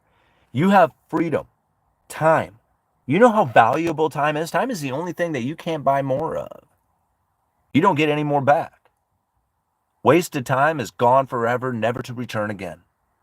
And there's people out there who are locked into what it is they're doing. Yeah, sure, they might make $1 million a year. They cannot step away from their life. They are 100% committed to it, and it is entirely consuming. That's not freedom. That's imprisonment. Oh, sure, they might have a luxurious car, luxurious house, luxurious vacations, luxurious experiences, but they're locked into their life. They might like it. That's not, I mean, but if they can't walk away from it, they're not in freedom. They don't have freedom. They're in prison, right? Of their own existence, which they might enjoy. They might like being in prison. But I think about the individual out there who has their life covered. They put themselves in a position in which that might have to do some work, but for the most part, they can do whatever they want. That is the freedom. That is freedom. To do whatever it is that you want without consequences to your existence. You think people who are business-minded with massive operations going all over the place that takes their constant attention away from what it is that is a joyful experience, but that of nothing but chasing excellence, those people enjoy their life to the fullest. Are they really, truly happy? Are they really getting what it is that they enjoy? You know how awesome it is to lay on the beach in the sun and not think about work? It's hard. It's hard to do. But to be able to lay on the beach and truly enjoy being on the beach and experience being on the beach or fishing or doing whatever it is you're doing, and to be in it fully, not in work, not immersed in the daily operations of what is going on, but to be fully immersed in what it is that you're doing in the present moment, which may not be anything other than twisting wrenches on an old engine. It's a huge difference when you start looking at life. People are like saying, man, I want $1 million. It's like, you don't. What you want is to be able to do things with $1 million. You want to be able to spend $1 million. Because people who want $1 million don't want to do it. Wanting $1 million means you have to cut back on all your expenses. You have to work extra hard. You have to commit, to the time. You got to, do all these sacrifices, stuff like that. And then you're like, I got it. I got my million. And you look back on your life and it was a miserable existence the entire time. You didn't want the million. Just admit it, right? What you wanted is to spend the $1 million. You wanted the experience of having the $1 million spending spree. It's not the same thing. Here, actually, I'm gonna go. I'll be back later. The family's finishing off the fair. We got Freddie's auction going on today. If you're in Clatsop County, you want to bid on a big, beautiful turkey. 38 pounds is the biggest turkey at the fair. He's going to be auctioning that thing off. I think auctions start at 4 o'clock this evening. So down at the Clatsop County Fairgrounds, they're going to be auctioning off all the animals. And Freddie's turkey is up for auction. 38-pound market breed. Did a wonderful job raising him. Took a lot of care and time, and it's so awesome. He is so proud of the bird, and it's a good-looking bird too. But yeah, I'll come back a little bit later. But I just want to tell this one story because the other day I actually mentioned something, and I think this is good towards the end of this video. The other day I mentioned something about a guy that I know who was having trouble. Was not signing up for Social Security or the VA, and he's like, it's getting difficult for him, and he was just like having a very difficult time being an adult about it and getting it done. And I was like, kind of just put it out there saying, man, what is it that I need to do about this guy? Is there anything that I can do to help? And here's the funny thing about understanding something about parallels. You have to understand that everything in your life is existing right now. Like everything that you could ever have possibly imagined your life being is constant and happening simultaneously as we speak. Here's the thing.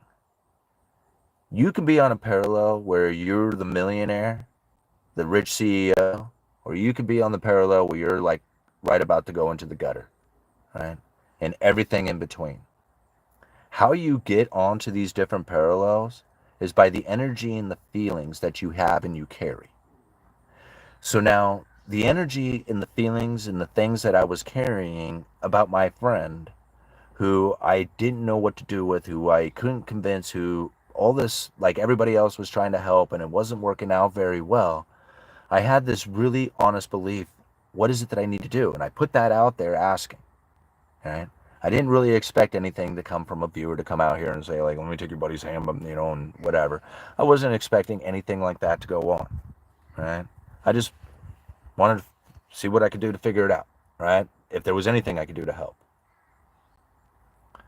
Now, what I find interesting about this is that after I thought about it and shared it out there, I mean, all night it was sitting right here when I was doing it too, all right? And I shared that out there. I just forgot about it.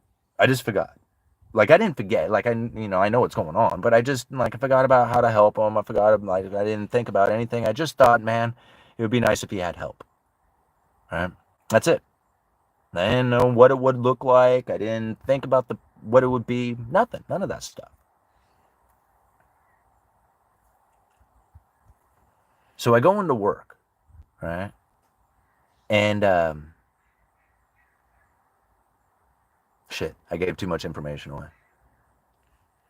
So, anyway, I go and I find that, unbeknownst to me,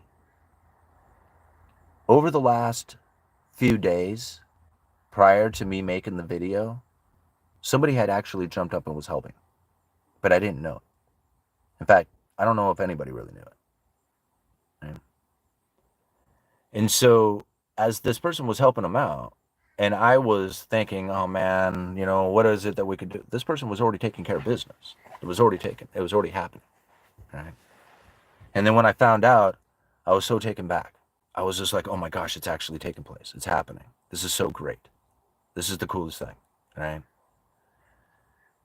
And this person was like, yeah, no problem. Like, we're getting it done. A little standoffish, but, making it happen. Something that nobody else could really do. I thought, wow, this is absolutely amazing. And I thought to myself, if I didn't ask that day, that all night I was sitting here on the YouTube channel, would I have landed on this parallel where he's getting help? Or would I have still been on the parallel where he's not getting help? See, this is where I think, like, letting go of the external, letting go of the importance, because you think about how important this is, right? But if you let go of the importance and you truly feel like there is help out there, like there's something that could be done, right? You just know it from your inner soul. Like, it's just the feeling that you got. You don't know what it is. It's going to be there. It's something, right? You'll start to find you will end up on that parallel. I didn't know this was going to happen. I didn't know it was going to even look like this. It was the last place in the world that I thought it was going to happen, right? But that's what took place. And so I'm not saying that I did that. Like, I made that, I made him get help and all that other stuff. I'm just saying I wanted to be on a parallel in which he was getting help. Now I am on one. And I wonder if I didn't ask, if I didn't have the feeling of saying, man, he's going to get help somehow, some way, and then letting it go, if I would have ended up in that parallel. Or would I have been on the one where he's still needing help? So I think about that a lot, people who have an expectations of failure, or, this belief of destruction or disaster, right? A lot of times in their life, they will try to put themselves in a position in which that actually occurs.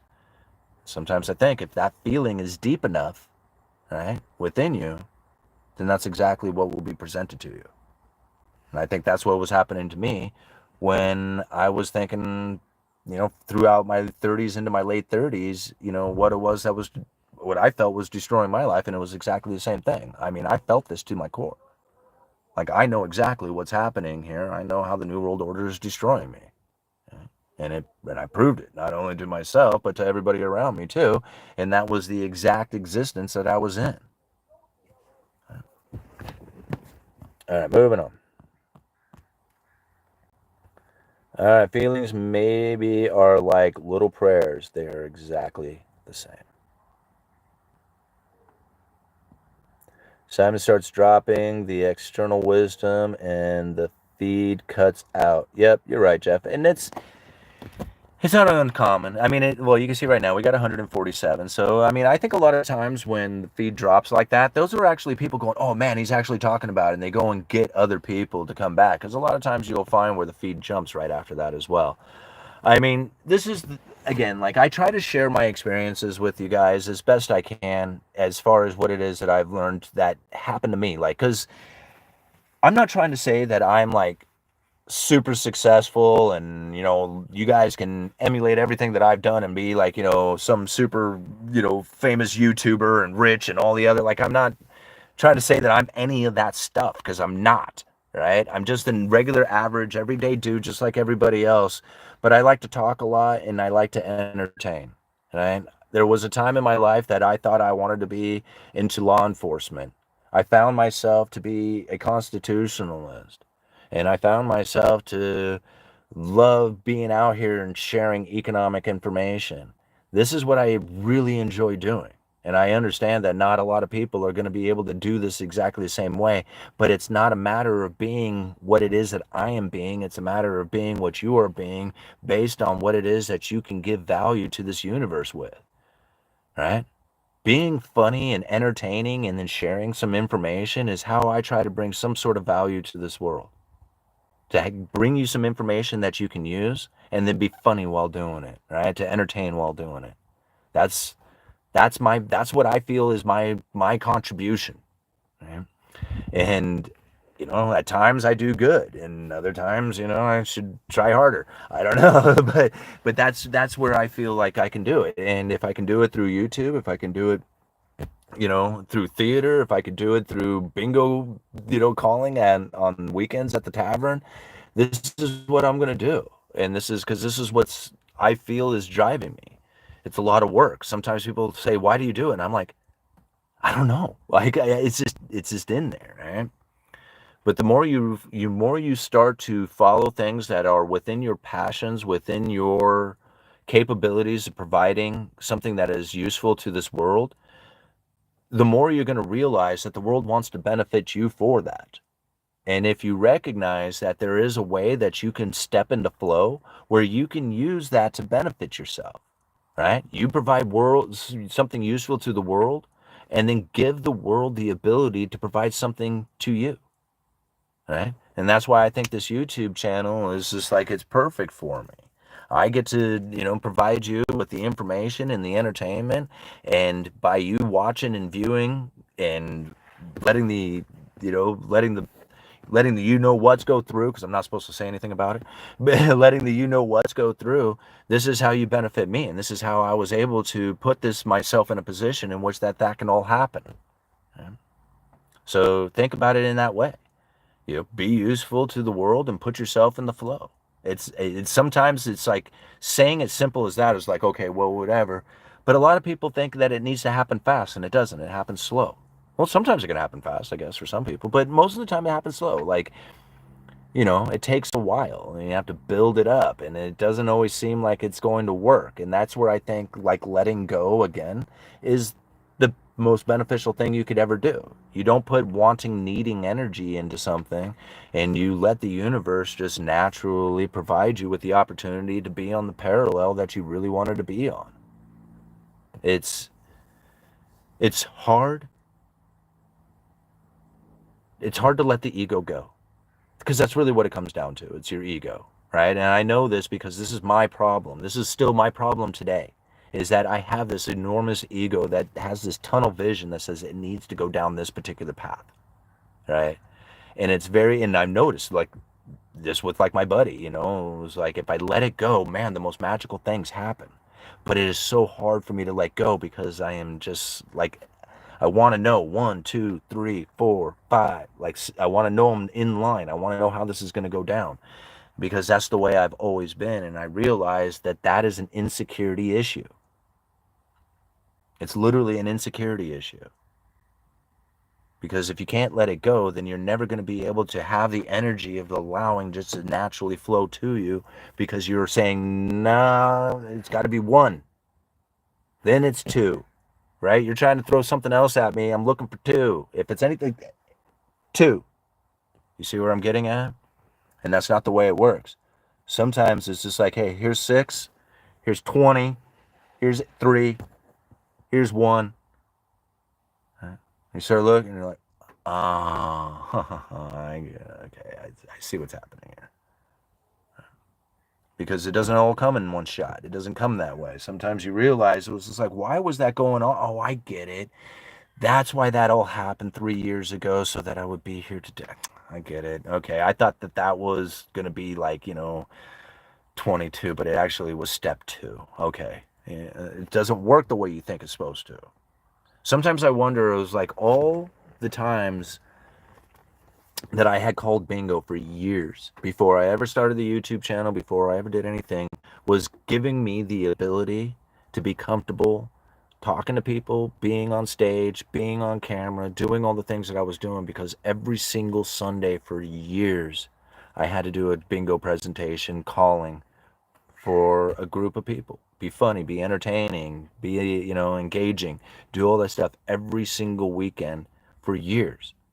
Now here, do a YouTube channel, go out there on stage, go out there and present yourself in a way that is from a working class point of view, that doesn't have any kind of hidden agenda behind it. What will it do for you? The most amazing things. Right? Like, it's not magic. It's kind of like magic. It works like magic, but it's not magic. It's just understanding that if you put the energy of wanting, needing, has to be, tunnel vision, egotistical kind of thing, all that stuff gets pushed away from you. It starts to run, right? Think about like a needy dude chasing a girl, like how disgusted she is by it, right? Same thing. Everything in the world carries that exact same energy. But if you're in the energy of like, hey man, I'm cool, I'm just gonna be here hanging out, enjoying it, having fun, telling jokes, being this natural dude that I am, that seems to be very attractive for a lot of people out there. And it's not that hard to do. So once you understand that there is a way that you can just have a natural flow to you, if you are just being in that natural, being useful to the world, being helpful, useful, entertaining, I mean, even entertaining, in my opinion, is being useful, because distracting somebody away from what it is that they have going on for a minute, just to release, just so they're not thinking about what it is that they've been thinking about. For me to be able to do that for somebody is like, for me, is a magical experience. It really is, to think, man, I was able to do that for you. I was able to be that funny, that entertaining, that cool, to be able to take you away from your world for just a minute, to play the bingo game, so that you can enjoy the experience, the social hour that's happening with it, and then we'll see you again next week. Like, to me, like, it literally, it's powerful, Deja Vu, thank you for being here. Well, thank you, Deja Vu, for being here. All right, Simon should interview Gio or Griffin and David Webb on this matter. On which part? Like, I've met Gio or Griffin. There's a picture of him and I on my community page, if you just go scrolling through that. He's a cool dude. Very nice. Like, how like his demeanor is really like chill and like, like the calm uncle. That's the way he is. Like, he is seriously that way in life, and his wife is cool as hell, Patricia. She's just the sweet lady. It was so funny. This is what I did to her. So they were sitting next to me at the Silver Symposium, and first thing in the morning, like, if you, the VIP section there, you get to go, and they have, like, they didn't have like a green room necessarily, but they did have like a spread of food, like a buffet for breakfast, and again for lunch. And so she had went and got like this plate of like fruit, and I think she had some bacon or something else on it. And as she was walking past the table, so it's just like these long tables with chairs on the other and the stages up there, As she's walking past the table, she sets the plate down where she's sitting, which was right next to me. And then she has to walk to the end of the table to come back to her seat. And I said, do you think you can get to the end? Or I said, do you think you can get back to your seat before I finish your plate? And she's like, she was like, I forget exactly what she said, but she goes, I don't know if you should be touching my plate, but I was pretty quick in, like, I think she said something about like the Catholic school or something that she was at, or something that she was said something about whipping my hands or whatever. I'll do to you like what they did to me or something, and whip your hands. I forget exactly how it went down, but she had something really snarky to say, and it was really cute as she was like firing right back off at me. It was so funny. And then she came around, she sat down next to me, and we joked around a little bit more. But they're cool people. Like, they were super cool. Like really, really just genuinely nice people,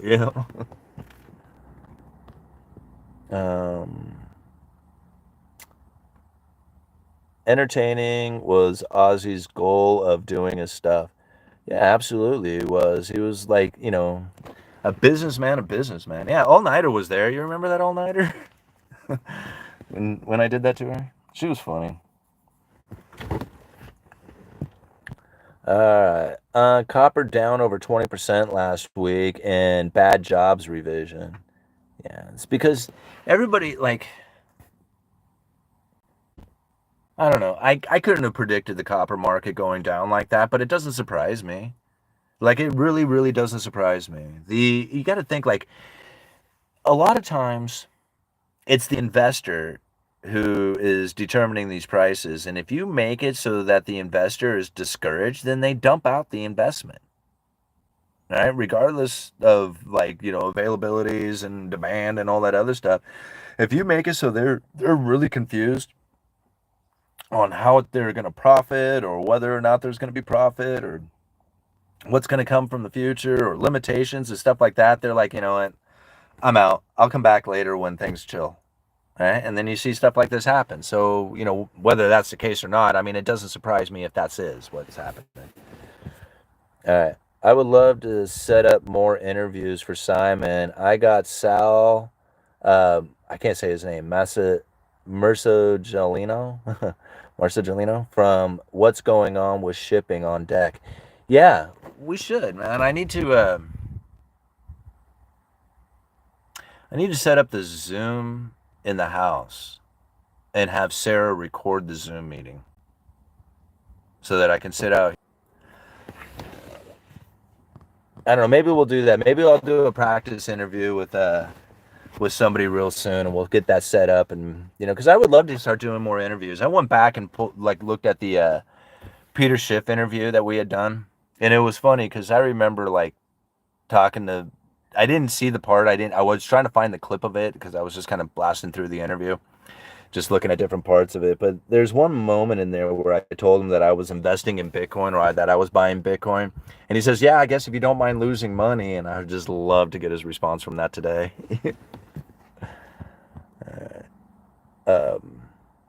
Yeah, it's cool. Like, I've met so many people, doing this thing. That was the other. When I started this channel, I never really thought it was going to end up going anywhere, right? And it was really by chance that I even met George Gammon. And it's so odd the way that it went down, because it came from a comment on a different video that I had done on this video. And it says, you should check out George Gammon. I think it was just as simple as that. I don't think there was anything else written there. I don't even remember who wrote it. And so I went and checked out George Gammon, and I'm like, wow, this guy's really good. But he only had like 300 subscribers or something at the time, 3, 4, 5 maybe, 500 subscribers. And it was like mostly the real estate, but then he did these whiteboard videos that were like really, really good, talking about macroeconomics. And I thought, man, I got to share this guy. So I put together like a list of like some of my favorite YouTubers at the time. And, it's like, hey, must watch these guys. And I gave George Gammon a shout out. And I don't think I talked about George for 20 seconds. I think I said, George Gammon, really good, man. He hardly has anything. Yeah, it's good to check him out. Go give him a shout, go give him a like, Tell me what you think. And that was it. Like, it was so simple and quick. And that was it. Like, George got a hold of me after that. He said, dude, thank you for the shout out. I really appreciate it. And I'm like, yeah, man, no problem. And we ended up connecting and being friends ever since. And I can't believe it. Like, I go to the Rebel Capitalist, he invites me up on stage to go do the speaking panels, and I've been invited to go to other conferences and, meet these other, economists who are just super famous out there on YouTube and on the news and all kinds of places. And I'm on the same stage talking to the same audience as these people. When I see people who are, go out there and I was like, dude, you don't know nothing about the economy. And I'm like, oh, that's okay. I mean, I hear other people saying that about these famous economists out there too. So, I'm on stage with world-class economists.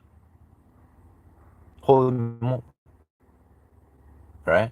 Like, the uneducated economist, the dude who works down there at the lumberyard, is on stage with world-class economists at famous economic conferences like the Rebel Capitalist. Yeah, that's me. Wow. All right. I mean, even saying it out loud, it's hard to say it. It's hard to believe it. Right. It's like, is that me? Is that really me? Yeah. It's like, yeah, that's you, dude, doing that.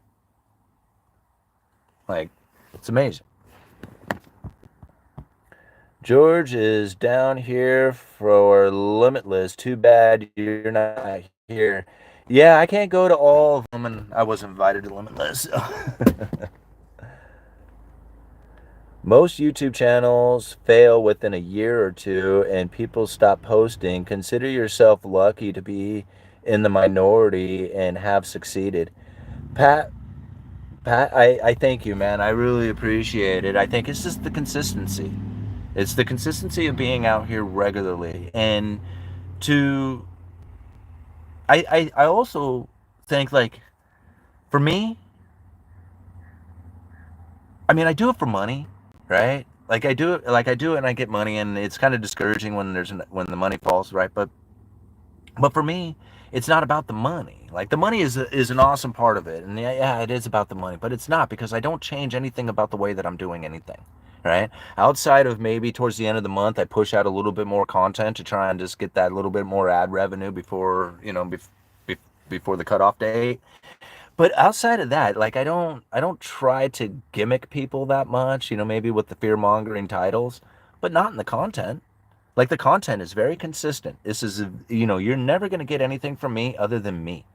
Like, you're going to have a conversation with me. It's going to be just like this. Yeah, this is, maybe, maybe a little less sarcastic and a little more polite, because generally, if you're talking to me face to face, I generally be a little nicer, I think. But out here, I guess I kind of increase the arrogance, the cockiness. I don't know. Like, sometimes I go back and I watch some of my videos and I'm like, oh, dude, just chill out, would you? uh, uh, George facilitated our bromance. Well, I guess I have to talk to Ken to get him to get in touch with you. Yeah, Nick, that would be great. Ken actually, he last time I saw him, he was like, dude, give me a call. Let's keep in touch. And I'm like, it's my fault. Like, it's like I should be, like, really reaching out and connecting with these guys more. But honestly, like, I don't want to reach out and just like, oh, hey, bud, what's going on? I mean, I want to be like, hey, man, let's do something. Let's, like, I got this idea I want to share with you, or something of that nature. Or, like, even if I was like, hey, man, I'm trying to promote my book. Is there anything I can do about getting on your channel and interviewing and, doing something like that? And I know all these guys are wanting to help. Like, I know they do. They all say it every single time. Anything you need, let me know. And I'm like, okay. So I got these guys, like, in my pocket, essentially willing to help with whatever it is that I need. I just want to make sure when I do go ask for that help, that that's the worthy help, the worthy thing that I'm doing, because, like, the offer is so generous. You guys, like, got to think, these people make a lot of money, right? Their time is worth a lot of money. When Peter Schiff gave me an hour of his time, do you realize how much money that's worth? Like, I didn't realize it at the time when I said that I would like to go for an hour, because I didn't think he was going to give me a whole hour. He kind of, an hour. He was thinking like 10 minutes, And I'm like, yeah, man, I'm going to take a whole hour from you if you let me. And he was just like, well, let's do it. And he gave me an hour of his time. I mean, I can't imagine It's probably worth more money than I make in an entire year. Doing YouTube, bingo, day job, side hustles, Sarah's income, all that. It's probably worth more than all that. I can't imagine how much a billionaire's time is worth. And he was willing to give that to me, and I thanked him so much for it. And I think it was probably like it was a great interview. It was probably one of the better interviews that I've ever done as far as just the engagement of it and being able to stay in tune with the interviewee. You know, it's like it was cool. That was a fun experience. I really enjoyed it. Yeah. Jason Hartman is speaking at Zuber's next Vegas event in February 3. Look for the link. Stand by. Hey, very cool. Oh, man, that would be so rad. I hope I get invited to it again. I'm sure I will. I mean, Zuber seems to be pretty cool with me, and he likes me down there at his conferences. So, I hope to go down there, and that would be awesome to speak again at a different conference with Jason Hartman. So then I would be like, yeah, we spoke at 2 different conferences together. That would be so rad. If I'm right about my assumption, that is, what did you say? They make a crap of money. Hell, Jordan Peterson charged $500K for his speech at Squat Up. Wow. Holy moly. Man, if I'm a world-class economist, man, I should get getting paid that kind of money. All right. I guess I'm just not that famous yet. So you get paid that kind of money when you're that famous, And I'm getting there. I mean, if I pull off some pretty good predictions with the lumber market again, if it was to ever, take off and I'm ahead of the game, which I feel that I am, especially right now, considering some of the things that are taking place. That's why I've done some of the lumber videos that I did, is to make sure I documented ahead of time. But, if I can take off and, become very popular out there, maybe someday I can charge that kind of money for a speaking engagement. All right, Simon, at the same time, they want to see your ambition, right or wrong. And I'm sure will offer guidance as the good people they are. Absolutely. I mean, I totally agree. Here's something that I found pretty interesting about some of the comments that I see within my channel here is that you'll find somebody mention like, oh man, I make all this kind of money and you're absolutely so wrong on everything. You just don't know what you're doing or what you're talking about. And it's funny when I see those comments and I'm thinking, I've met a lot of rich people face to face. They don't talk like that. They just don't talk like that. They don't say words like that. So they say stuff like, how's it going? How's it working? Is that working out? That's the kind of thing. If they're like critical of what it is, those are the type of questions that they ask. They don't say you don't know what you're doing. I've never heard that. Right? Because if you pulled it off, then they don't know what they're talking about. All right? So they don't talk like that. Most of them are usually very inquisitive about what it is that you got going on. They're curious about what it is you got. Even if you don't have anything going on but got an idea, they like it. What is your idea? That's how rich people talk. At least all the ones I've ever met. Maybe it's just because I've met enthusiastic rich people who like to help people. I don't know. Maybe there's some really mean ones out there who just like to talk down to people. But the ones that I see, the ones that I interact with, the ones who talk economics, they're all about encouraging and uplifting and people doing good by what it is that they have going on in their own life. Like they don't tell people they're screwing up. Like they don't tell people that. And they might if they know them personally. I don't know, but generally for the most part, it's usually questions that they ask. How's that working out for you? Are you gonna? What's your plans for that? Those type of questions. All right, Douglas, I'll hire you to speak. You take a check. Well, I guess. Is it legit? All right. Most rich folks don't have YouTube channels. I probably agree with that. All right. I would agree with that. Most rich people probably don't have YouTube channels. I mean, yeah. I don't know what the point of that is. Yeah. Alright. Rich people don't spend 6 hours a day per day on YouTube. Yeah, I probably agree with that too, but you don't know. You know, I mean, that's kind of like a general speaking about people. All right. That's facts, Jim. All right. Irrelevant to who they are, but kind of shows their ability to provide value and stay wealthy, in my opinion. Yeah. Well, here's the thing about like the idea of what it is that a lot of these rich people who are on YouTube and what they are doing as far as sharing their wealth is that people literally asked them, "How did you do this?" Right? And so as they kept having people asking them, how do they do this? Well, their entrepreneur mindset just started leading them into like, okay, well, let's do coaching, let's do, you know, courses, let's do books, let's do all these other things. And by doing that, they are creating another business for themselves, which says, okay, let's show you how to do this other business while I make money doing that. And so, I mean, here's the thing, like I try to share with you the idea of going out there and finding what it is that you are useful at. Like for me, I thought, you know, building houses and doing carpentry work, like that was a really cool, fun experience for me. I really enjoyed doing it. But I was very limited on what it is that I could do. I only had so many hours in a day, and there was only so many projects that I was going to be able to do. When I found like calling bingo. I didn't get paid really much for it, but it was really fun and entertaining. People was like a joy. Like I found that it was something that was inside of me that was like good, right?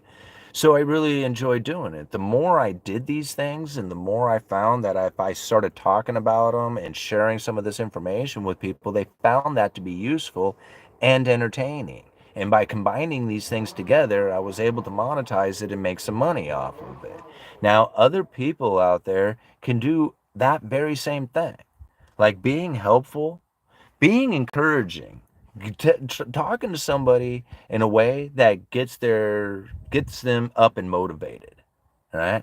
That's a useful thing. That's helpful. You know, when you think about these motivational speakers, and it was like, well, they're not really doing anything. They're just telling people to get up off their butt. That's helpful, right? That's helpful. People sometimes need that. They need that in their life for a while so that they can get up and get moving. And then once they are up and moving, they don't need it anymore. But for these people who are motivational speakers, they have to constantly be doing it because there's always a new wave of people who are needing that sort of guidance into their life. All right. So even them are useful. Everything is useful in some way if you give it meaning of usefulness. You know? Bingo was really fun, although I did not get a staff shirt. Yeah, he tried to get the bartender to sell him his shirt. Payne was like, "No way! It says staff right on it." Right? So there's two shirts. So you got some that say staff. They're the same T-shirt essentially, but one just says staff on the shoulder. Yeah. All right. Sayonara. Got to get back to migrant work. Okay, well, have fun with that. All right. Hell, there's a guy I know of that did real estate for 4 years, made tons of money, then comes out with a video 3 months ago saying, well, damn, I figured out that I didn't really enjoy it. Well, yeah. I mean, and see, that's just the thing. Like, you know, I a lot of times people were like, dude, you should get into real estate. You'd be really good at it. You're like in the perfect position for it. And I'm like, yeah, but I worked on houses my whole life and I sold building materials my whole life and I did all that stuff like my whole life. Like I could continue to do that my whole life, you know, or I could do something that I really enjoy doing, which is stuff like this, you know. This is what I really enjoy doing and I like talking building materials and I like talking about building and I like talking lumber and I like working in the industry. But this is really where I find like that drives me when I'm laying around, I think about videos to talk about.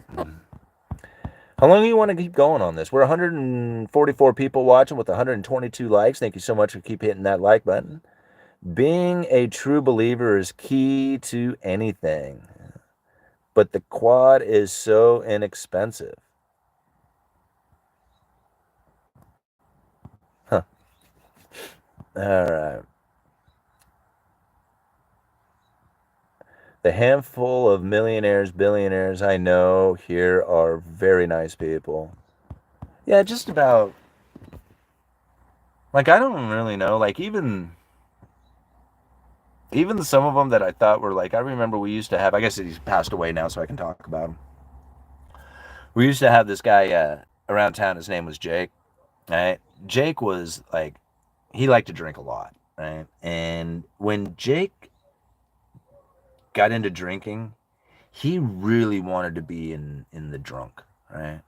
And he would do some of the silliest stuff as a rich individual who really just didn't care about the money. He would take $100 bills and call them fun tickets, right?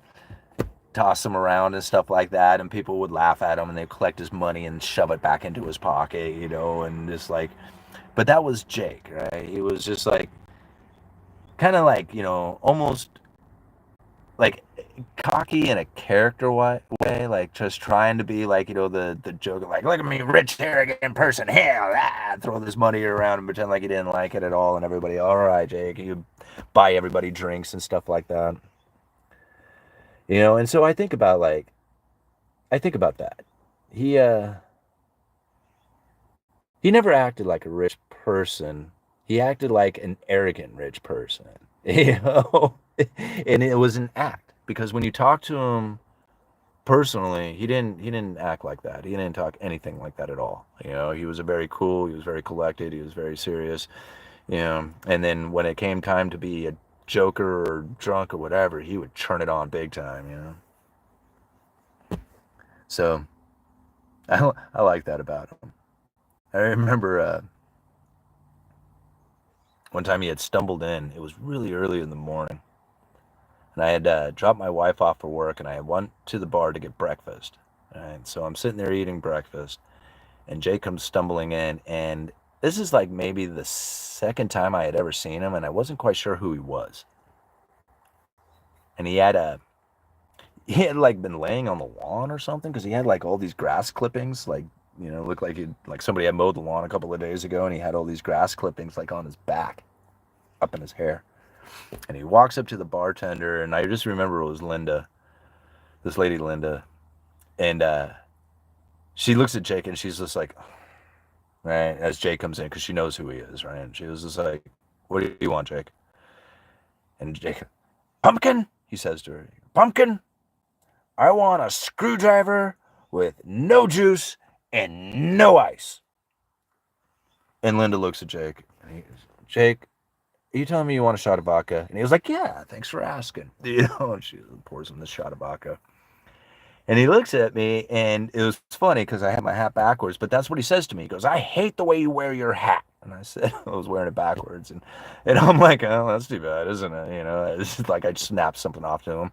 He was like, "You want to fight?" And I'm like, "No, I really don't want to fight, bro." And he was just, to me, it was just funny. He wasn't like, he kind of seemed serious, but he didn't seem serious at all. And so, "I want to fight. Let's go outside." And he goes outside, he stands out there, and he's looking at me through the window, and he comes back in, "You're not going to fight?" And I'm like, "No, man, I'm eating breakfast, dude." Yeah. And so we get to joking around a little bit, and he says, "Can you give me a ride back to my hotel?" And I was like, "Yeah, sure." So I said, "Where's your hotel?" He says, "It's down here." So I'm driving him down to where I thought his hotel is, and I end up pulling down into this gigantic construction job. Right? And I'm like, "This is your hotel?" He goes, "I paid for every bit of this thing. And I'm like, "Oh, wow." Well, that's true, right? This Jake, he put together the Cannery Pier Hotel. But this is my first experience that I ever had with him. And I'm like, "Are you serious?" And he was like, "Get me out," right? He gets out and he goes over and he starts talking with like the project manager there. And then this dude who was talking with the project manager comes over. He was like, "You got to get Jake out of here right now." Right. And I'm like, "I don't know who this dude is. He asked me for a ride. I'm leaving." Right. And so anyway, I ended up bailing out and leaving Jake there. And that was my first interaction with Jake. And then over the years, I had, I had some more talking with him. I don't think he ever quite knew who I was, but he had recognized me, throughout the years and stuff like that. So it was pretty funny.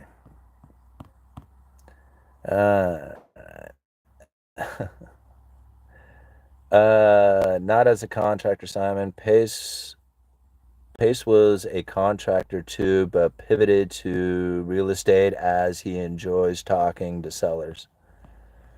All right. Try lots of things in your 20s. Be good at something you enjoy by the time you're 30. I just made that up. Pat, that is exactly it. I think I've said something like that before too. Actually, failing. Failing in your 20s is what I would say. Fail in your 20s. Fail at lots of stuff. Because if you fail at lots of stuff, then you're going to learn. You're going to learn about, like, I heard somebody say to a buddy of mine who just recently shut down his food cart. And he said something about, like, he goes, well, I learned a lot about business. And the guy says, oh man, you'll learn more about business shutting down a business. And I thought, man, that is so true, right? You'll learn more about business shutting down business. Who's pulling up here? Hold on one second, guys. I got somebody in my driveway. I'm not sure who it is. Oh, it's my old man. I wonder if I can get him on camera. Hold on.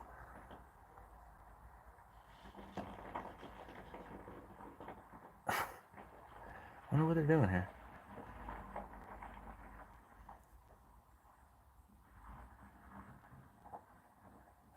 Anyway, let me read a couple comments here while they figure out what they're doing. Try that. Oh, now you guys are just curious. And went, okay, so they've turned around and now they're backing back up my driveway right now. So I wonder if they come out just to say hi. Hold on one second all night. Let me see if I can get them on camera. Oh, they're dropping off stuff. I get them. Hey, what's happening, guys? Oh.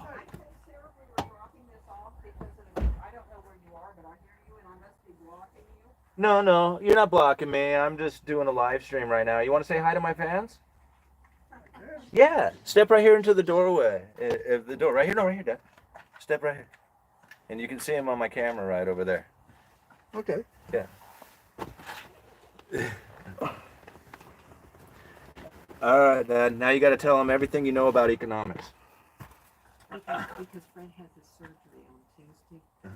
There's no reason for us to take this because we're going to be gone Nice. 3 or 4 days. This is our mini thing, and then this was the cabbage left from last week.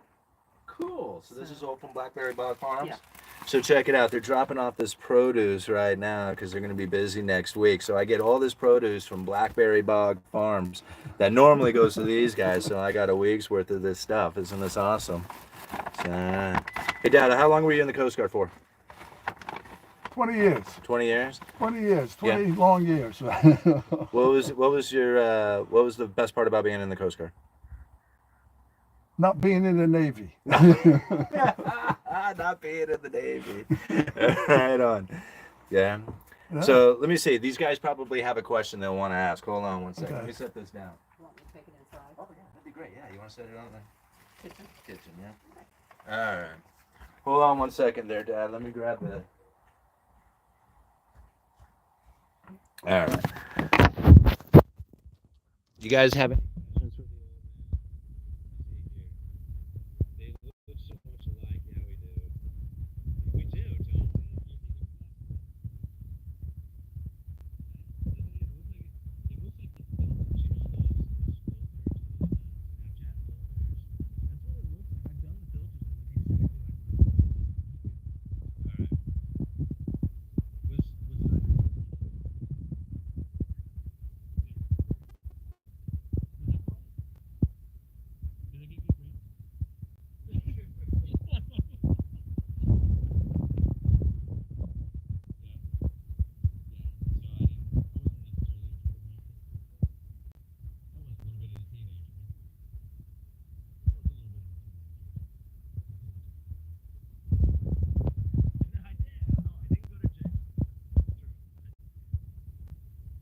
Thumbs over the mic. Oops.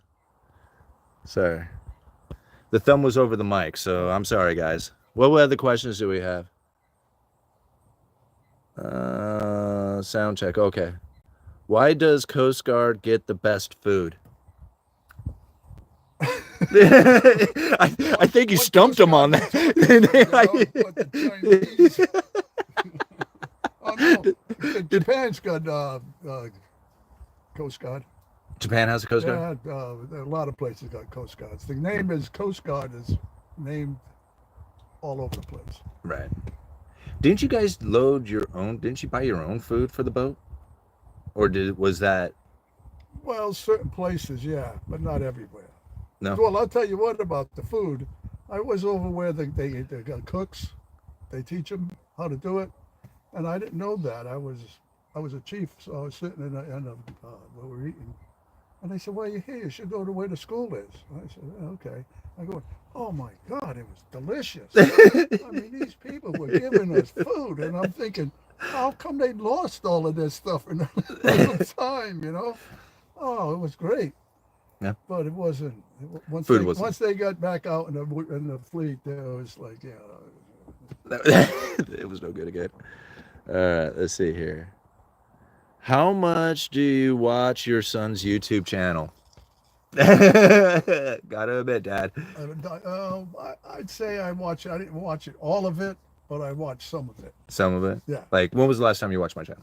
2 days ago. Oh, well, that's pretty good. That's better than I thought. I didn't think you watched my stuff. Like, that's what I think. People ask me at times, are like, how often do the people you work with watch your channel? And I'm like, the people I work with, there's one guy who watches. Like, nobody watches. Like, they listen to me all day. Why would they watch me? All right. Where was he stationed? Where were you stationed, Dad? A lot of places. Yeah, you were both on the East and West Coast. Yes. Right. So where were you stationed on the East Coast? I was on 2 different ships coming out of Boston. Which ones? Do you remember? The Hamilton and the, geez, I can't even think of it, the Humboldt. Oh, the Humboldt. And Yeah. then you ended up moving to Humboldt County. Yeah. That's kind of weird. I used to say, "Where's the Humboldt?" And everybody said, "Somewhere out in the west." Right. So you got an East Coast ship over with a name over on the West Coast. Okay, then I on was the in West Hawaii. That's right. I spent time in Hawaii. So In fact, if you go to Hawaii, next time you're there, look at where you go onto the go on a plane. You look on the ground and there's all these things, people scraping on them. That was me dragging on the plane. That was your claw marks on the ground. I didn't want to leave. He loved Hawaii. Were you stationed on a boat in Hawaii, or were you stationed? For a while, I was on a boat, and most of the time I was at the air station. At the air station, and then when you moved back to the mainland on the West Coast, where were you stationed then? Humboldt Bay. Humboldt Bay, and California. What were you doing there? I was running. Are these people from all over? They're from all over the world, Dad. I was running a 44-footer. Running a 44. Coming out of Humboldt Bay. Yeah. And what was like some of the jobs that you would be doing there? Search and rescue, and we did some law enforcement. Search and rescue and law enforcement. Right. What was the majority of what you were doing? Search and rescue. Because a lot of commercial fleet going out of that area. A lot of there was a lot of people drowning. There was a lot of people. It was crazy out there. Yeah. I did most of it as search and rescue. And then from Humboldt County, you went down to... I went to Santa Barbara, California. Santa Barbara. Yeah. And I was on an 82-footer, working mostly around the Channel Islands. That was drugs, right? Drugs, yeah, and a lot of search and rescue. Search and rescue, because there's a lot of recreational boating going on down in that area. Big time. Big Yeah. time. Cool. And I was there. It was supposed to be 2 years, and I extended a year. So I was there for 3 years. Cool. And I think Judy's ready to head out. Okay. Thanks for the interview, Dad. Yep. All right. Cool. I'm going to put the camera back down here so I can... Right on, Dad. Thank you. That was cool. Unless, Simon, you want to keep them all day. No, I don't know. With the viewers, they probably want to keep them all day. yeah, well, I don't pay that much. You don't charge that much. Yeah. Well, that's good because I don't pay that much. See you guys later. Thank you. Hey, that was cool. Nice little surprise. The old man coming in for a quick flash interview. All right. Is that Simon's Pop? Yeah, that's my old man right there. All right. Dishes. Thomas Crowney, yes. Okay. Why do Army and Marines re-enlist into the Coast Guard? Yeah, I don't know. You're going to have to ask. All right. Your pop sounds like he's from Fall River, Massachusetts. Yeah, Fall River. That's him, man. That's pretty cool you called that out. Other people have been able to do that too. Like uh I don't hear it. Like that's what's so funny about it. Like people say, "Oh, yeah, I love your dad's accent." And I'm like, "He has an accent? I don't hear it. I just know it's like I literally can't hear it." Sometimes like when he's talking I can. But... All right. Are we done here for the day, guys? Was that a good ending to the video, is to have old man? All right, I need to get my pops on camera too. Talk about safe streets now. You know? Bikinis. All right, you guys are awesome. We're 2 hours 20 minutes into the live stream. Got an interview, drop interview, flash interview. I don't know what do you call that. Just over some with the old man. I just had a second to catch a little of live.